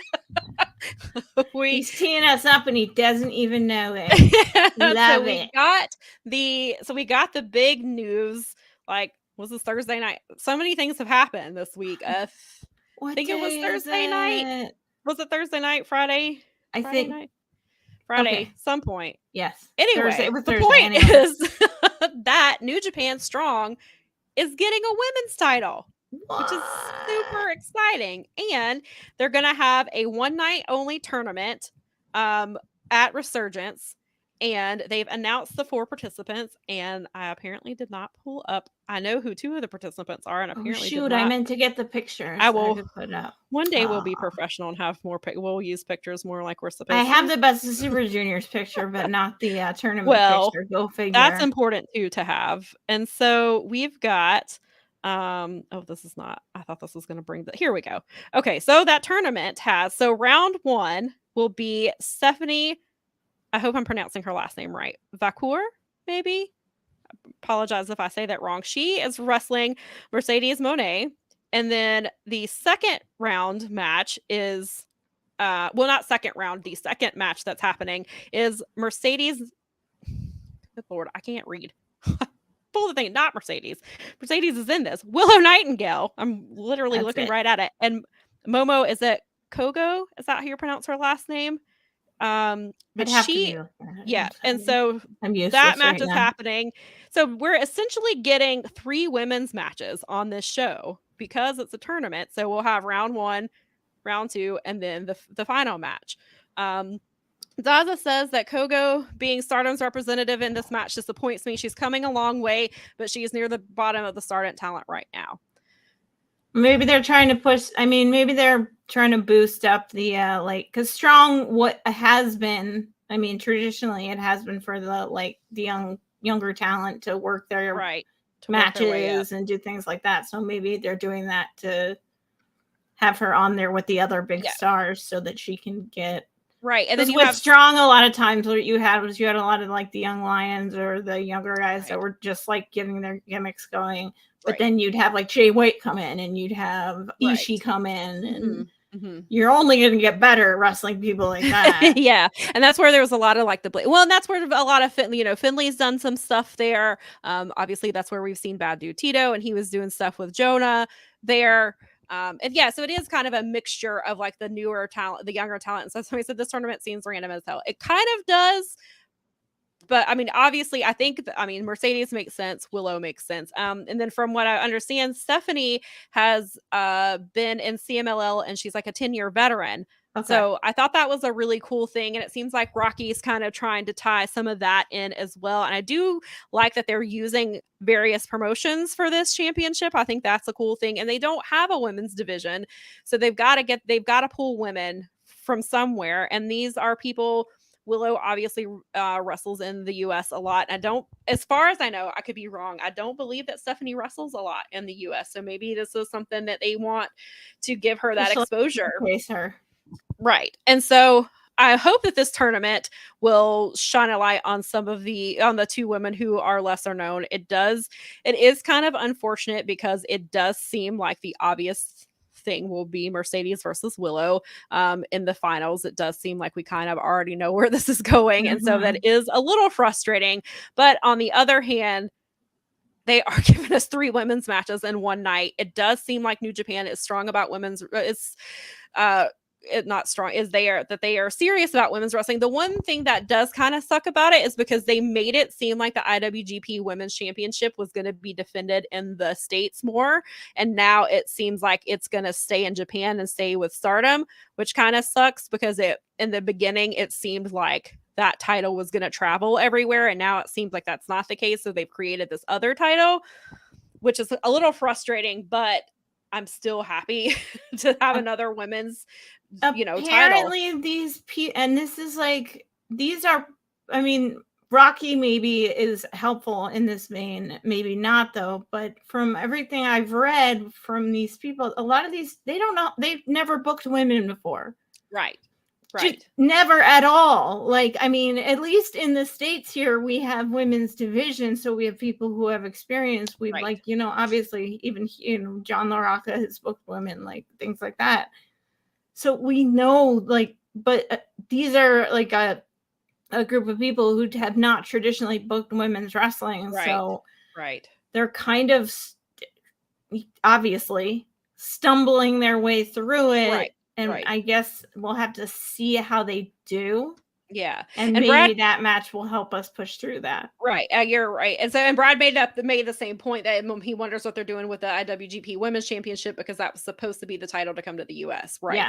And it sounds like it's obviously they have an amazing, and that's kind of what we talked about before, last week when Mercedes lost, is we were talking about how the title's only been in existence since November, and there's already been 3 different champions. Mm-hmm. So maybe while it's in Stardom, they will build it up and bring it into where they will actually build up this title and not hot potato it between champions. Maybe they'll let Mayu kind of build that title and build it into what it's going to be. And so, but then that makes you kind of wonder, well, then how are they going to handle this title? If that's how they handled this one, that one, how are they going to handle this one? And so there's definitely a lot of questions. There's definitely very valid concerns about it, which I even have myself, but I am happy to see that they seem to at least be trying with the women, and they seem to be like, they clearly know that women's wrestling is what a lot of fans are into, and it seems like they're understanding how much Japanese fans are getting into women's wrestling, because in some cases, like obviously there's the Stardom fans and TJPW and Sendai and all of these things, but traditionally New Japan doesn't have anything to do with women's wrestling, and so some of their fans may not care at all about women's wrestling, but now that they've seen this little bit, maybe they are getting more interested. And this obviously will be a title that's in the US, so who knows how much they'll actually care about it. This is, I think, more for the American fans of New Japan. But I am excited to see like that. So it sounds like the more strong shows there's going to be at least one women's match, and it sounds like they're making an effort.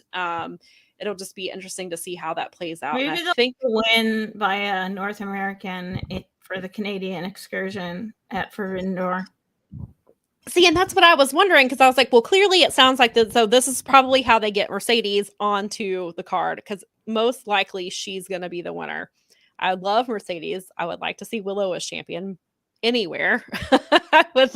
I love Athena as she's in all, it kind of sucks because she's in this place where Athena is your ROH champion and she's really hot right now and she's doing a lot of things with that. Then you have AEW where that title's not going to go off of Jamie anytime soon, especially heading, they're going to be going to London later this year. Jade will probably be dropping that title sooner rather than later, but it seems like it's going to go to Taya. Willow has already wrestled for that title. Yeah, she got hopscotched by. Yeah, and Willow, I still think the rematch that match didn't go the way I thought it was going to go. I still think that they could do the rematch at Double or Nothing, have Taya win. I do think, regardless of whether she's champion or not, I do think Taya is going to be in the Owen Hart tournament, which is what we said when she first came in. Kind of has to be. Sense. Yeah, it makes sense for her to be in it. So I do think that's going to happen. So Willow is kind of stuck though. So, she should be a champion. The fans love her, but she's kind of in a place where, she's kind of going to be the odd woman out. And it almost sounds like in the strong scene, she's going to be the odd woman out again. Because Mercedes is obviously selling tickets. She's getting eyeballs on them. And that's not to say that Willow can't do that, but clearly Mercedes is the draw for the women's division in New Japan. And so I don't think that, so I guess Willow gives it, I don't want to say legitimacy, but she gives them a name that people love and they love her, and gives it the possibility of potentially winning. I don't know. So he said, I bought tickets. So this person said, I bought tickets specifically for the chance to see a Stardom showcase match. Very underwhelmed at this match. I can understand. And I'm sure that is really disappointing, especially when you're expecting one thing because of the way the title was originally promoted when it was first announced. They made it sound like that would be the talent, and they implied that Stardom women would be coming over to compete for this title, and that appears to now not be the case. So that is, that's extremely frustrating. It seems like they've completely pivoted away from what they were originally going to do. Yeah. And so I don't know if they just got in over their heads, or if Stardom was like inexperience.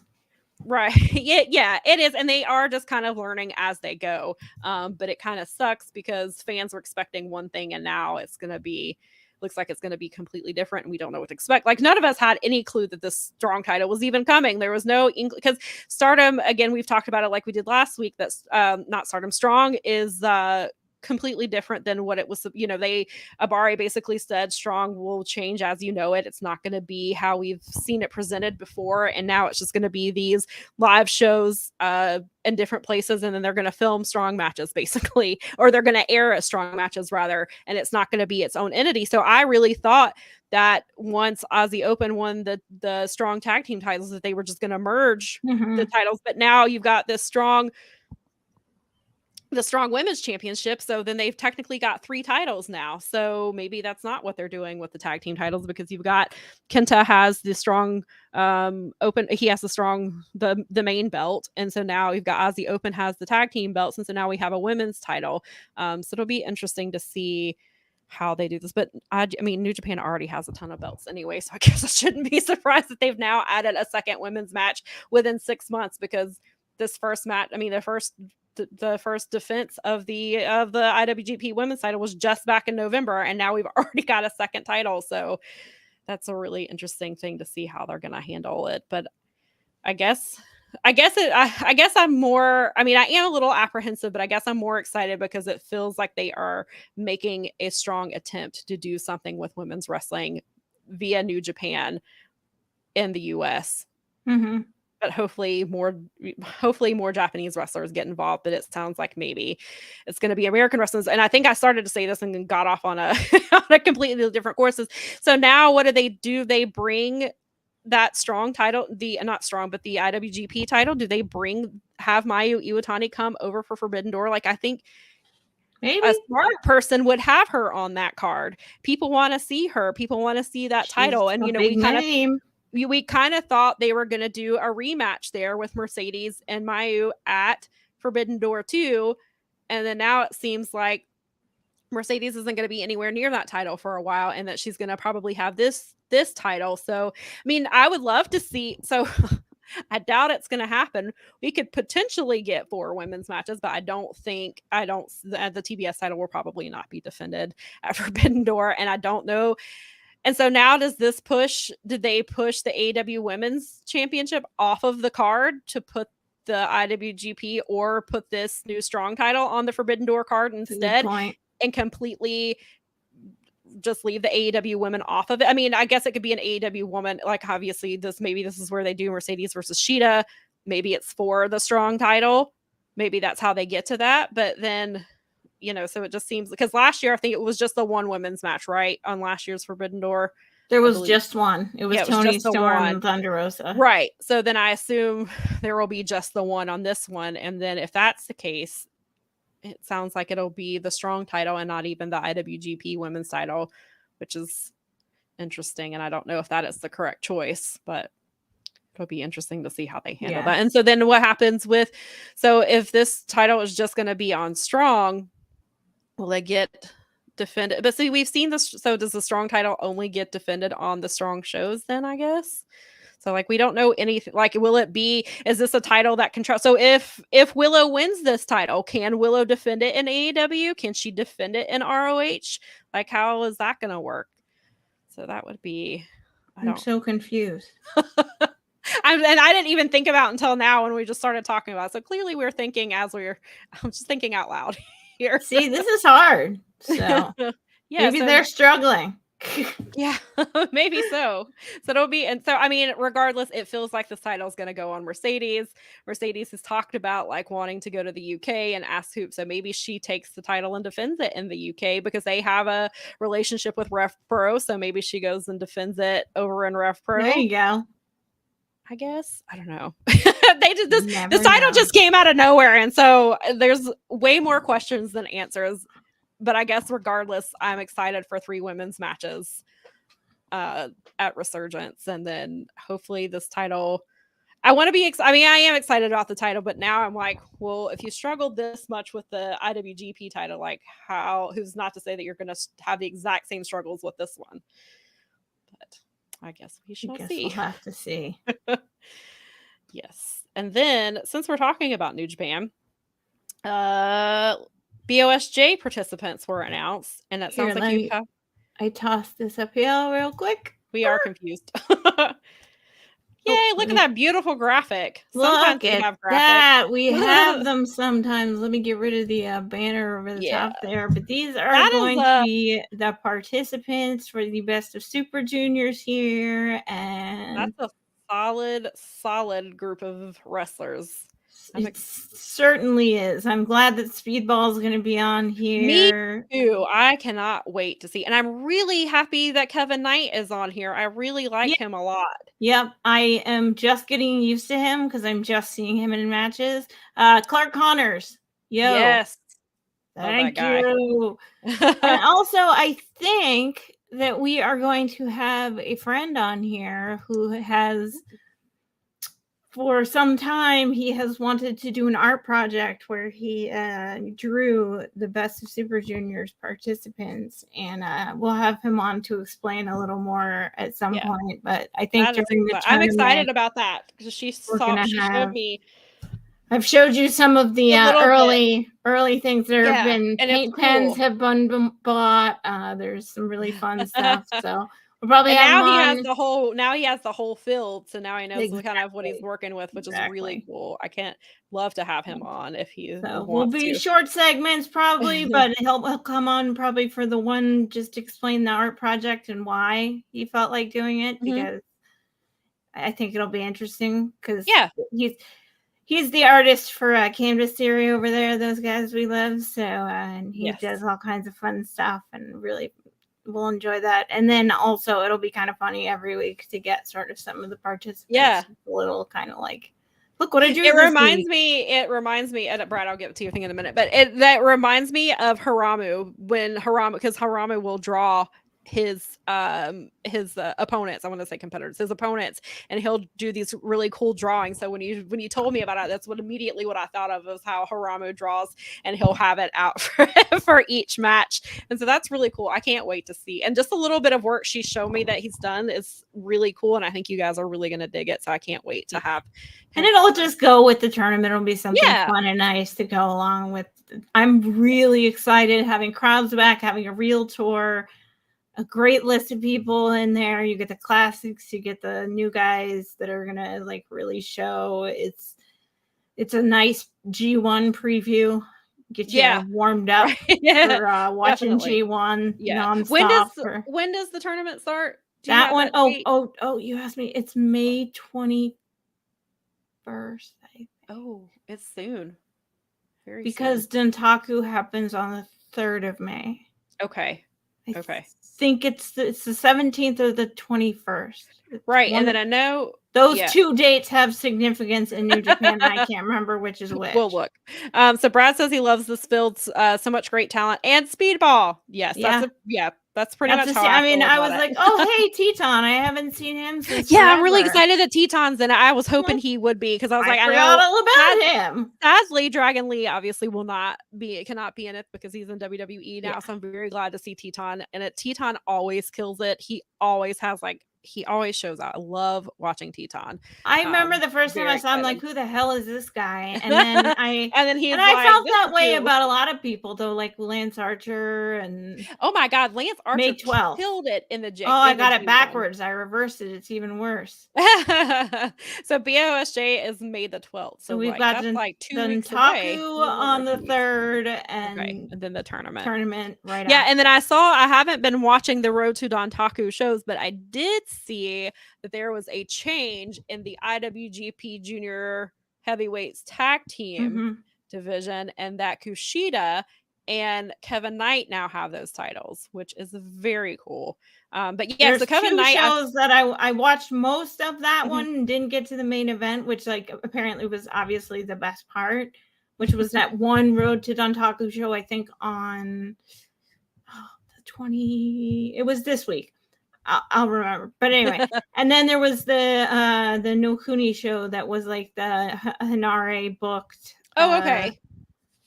Like it was just something he wanted to book, and but there was apparently the Shingo Takagi wrestled Taichi, and apparently it was freaking awesome. Yeah. So did Takagi actually lose the KOPW title, or did Taichi just take it? Because I saw a picture on Twitter this morning, and I think he lost it on the other show we were talking about. They said something like Taichi is something like he was holding something about how did they word it? It was like the KOPW title, but the way it was like in quotations, which made it seem like he was not actually the champion. He may have, what? He may have stolen away with it without actually winning. I was like, it was another one of these because it's one of these. One of the things about the KOPW thing is like he's like determined to drag all of us into this like thing. But the matches are kind of interesting because you have to you can only use a pinfall once, and you can only use a submission once. Yeah, they have really cool stipulations to them. So it's They're always entertaining. And there's like a little bingo card, so I needed to check it out. I knew it was there. I have it's hilarious. You would be laughing at me. I have them both queued up. And just need to press play on each one. There you go. Excuse me. So I just leave tabs up. I have a whole other computer for that. Brad says May 3rd, which is Dontaku, is the 10th anniversary of the formation of the Bullet Club. Oh, wow. That May 3rd, is that a Wednesday? It is a Wednesday. It's like So right in the middle. Bullet Club Gold could be doing something that day. If that's yes, it is a Wednesday. It's this Bullet Club Wednesday. Gold. Someone was in the food Oh, Discord because channel and they were like Chicken Club, and they're like, Chicken Club? What Bullet Club is getting out of hand is Bullet Club Gold, and there's this and that, and then I was like, okay, that's funny. I'm gonna laugh at that. Match. Wednesday is Juice versus Ricky Starks. You're right. I believe. So it'd be interesting if that's they make this week. That's in days. That's this Wednesday, because tomorrow is the 1st. Right. So it's this coming Wednesday. So yes, I guess it'll be interesting to see if Bullet Club Gold makes any reference. And we know we have stuff to talk about next week already. And also, probably a little related, but also not. AJ Styles apparently made his return on Friday. I heard that too. I don't know if he'll make any reference, because I don't know. I've not been keeping up with the draft because I'm not watching, so I don't care really. So I think he got drafted to SmackDown. So if that is the case, that would obviously be 2 days after the 10th anniversary, but it wouldn't surprise me. But then obviously there's Finn. I don't know if Finn got drafted to Raw or if he's still on I Raw. was reading I don't know. Observer, be interesting. He listed it, but I was like not really paying attention. Yeah, I know some of the NXT people who got caught up, and I was like, why are you not drafting Cameron Grimes? What is the deal here? Like, how is this man not on your main roster? Does not make sense to me. But whatever. So, it's not going to matter in 5 minutes anyway when they all start crossing over. It'll be interesting to see if Finn or AJ reference it on TV. And then, most pointless draft every year that ever happens. Again, why I was like, I'm not watching this company. And I mean, I have stopped watching, so I really don't care. It's a hard split this time. It's a hard split. No, it's not. Shut up. And then I saw something about how there's 3 free agents. I was like, what? Why? That doesn't make any sense. But all right, I don't watch this company. They were trying to capitalize on the draft. Yeah. Oh yeah, they do. They certainly were. I mean, they just wanted in. They wanted their piece of PR on that stuff. That's all it was. Well, the Panthers got the #1 pick this year, and I'm very excited that they did. It seems like there's some exciting things happening. Well, congratulations. I hope they picked. Thanks. Yes, I hope. I hope be listening to. I need to start listening to Sports Talk Radio from Seattle again. Hopefully, Bryce Young works out, because we need. I have to listen. I like to. iHeart has my channel that I listened to when I lived out there, so I can. It's awesome because I can stream. Bless the internet! I can stream Seattle Sports Talk Radio. What a time to be alive! We have access again, how we talk about all the time, how we have access to all this wrestling now. Now you have access to radio stations in other states and countries, and what a time. You can follow whatever you want. You can. So I guess this is, unless there's anything else you want to bring up, I guess we've covered all of our topics, which was a lot, which tends to happen. It comes in giant waves. And like you said, we do have stuff to talk about next week. We can talk a little bit about New Japan 10-year anniversary, or not New Japan Bullet Club 10-year anniversary, and see how it gets referenced across the multiple companies, because Impact has ABC, who are in Bullet Club, and then there's also like extended Bullet Club, where you've got like Scotty Norton who was added a couple of years ago. Brad said, I'm sorry. It's okay. Brad said apparently the free agents can be on both shows, which means the hard brand split has already failed. Exactly. Right. So Daza said the Stardom pay-per-view was awesome. Had to get that in. I have heard nothing. I would like to, especially since I keep forgetting and remembering that Chris Charlton did the commentary, and I've heard nothing but good things about it. And so I would actually, that is something that will additionally, I know I'll enjoy the pay-per-view and the wrestling. Is it still available? I know Brad was saying it was only available like for a certain amount of time or something. Possibly, like but I'm sure you can find it. If you really, I will see if I can find a way. I actually may know somebody who already bought it, and I can just maybe use their login or something. But yeah, so we have a lot. We're not telling you how to. We're not telling you how to watch wrestling. We're just saying there are alternate ways to get it. Brad and Daza at the exact same time it came through that it's on Stardom World now. Awesome. Perfect. Good to know. Nikki said, enjoy the show. Please keep calling out problematic white men. Because there were some things happening in the replies, but I was not going to acknowledge it on here because they did not deserve it. Well, yeah, so apparently we pissed off a viewer with that segment, but I don't care. Well, like we said, $25 minimum for I can't. Yeah, there's a $25 minimum if you want us to. If you have to give it the what is that thing called? The super chat. Super chat. It's a $25 minimum if you want us, but yeah, say anything mean or and we crap. We can decide whether we're gonna read it or not. Right. And keep your $25 regardless. That's right. But just like the government. We keep the filing fee whether you get the license or not, man.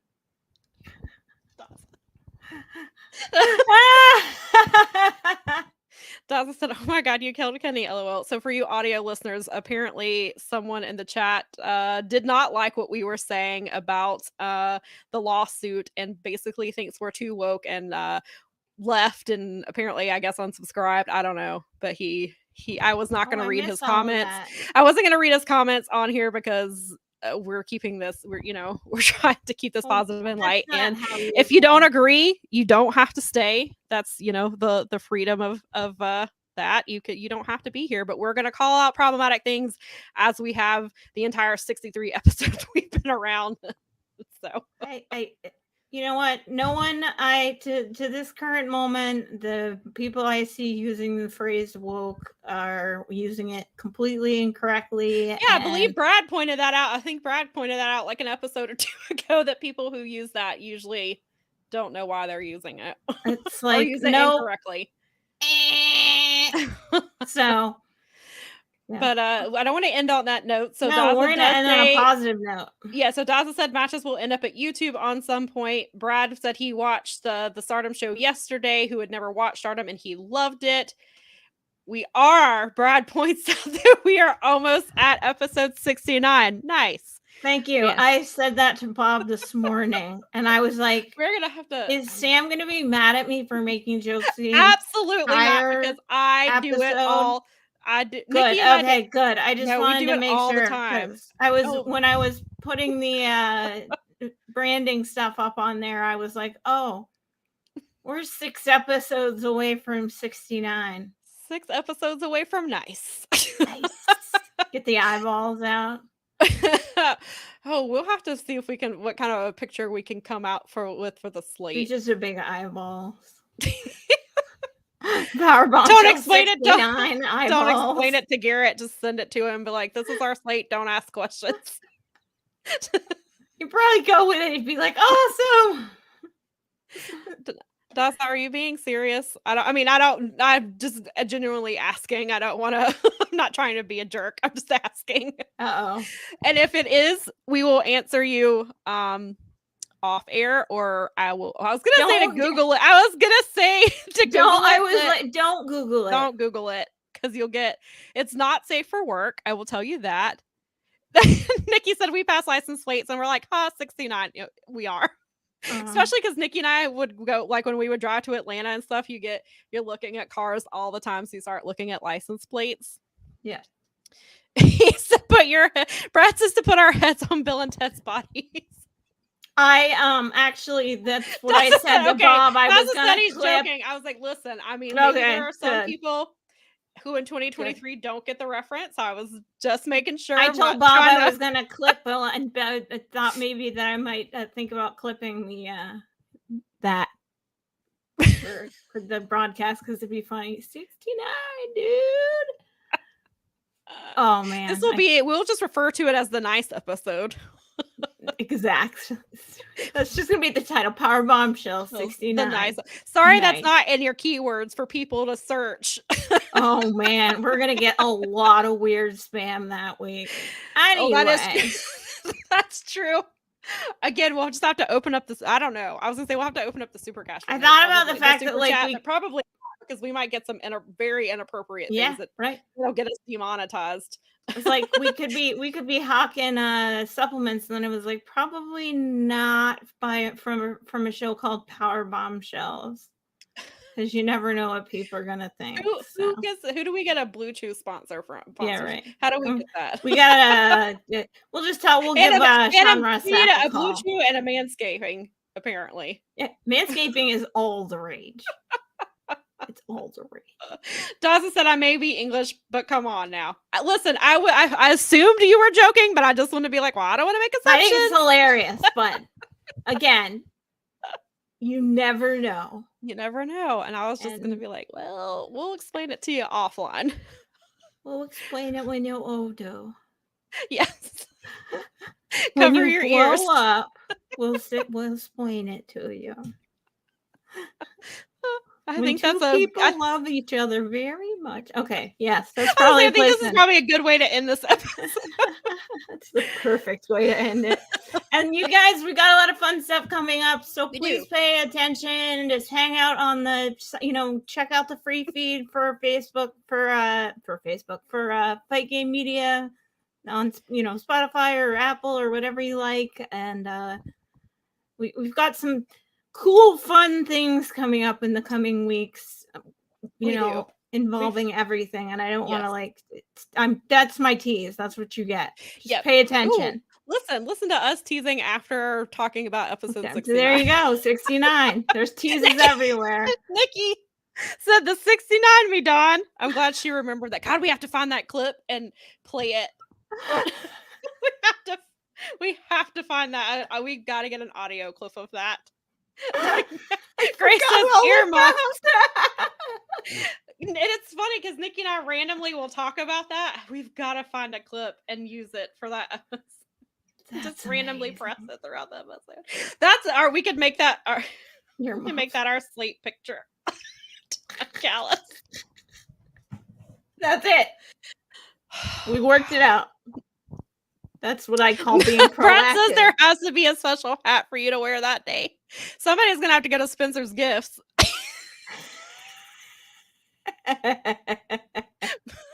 Maybe we both will go to Spencer's Gifts.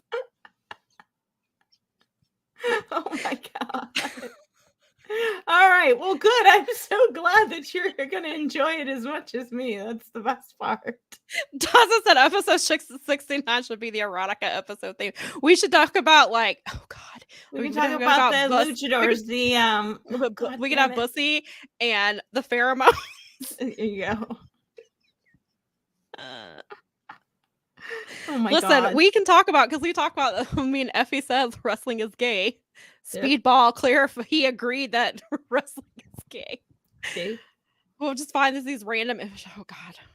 Well, we've got like 5 episodes now we have 5 episodes to figure this out. We've got 5 episodes of planning to figure it out.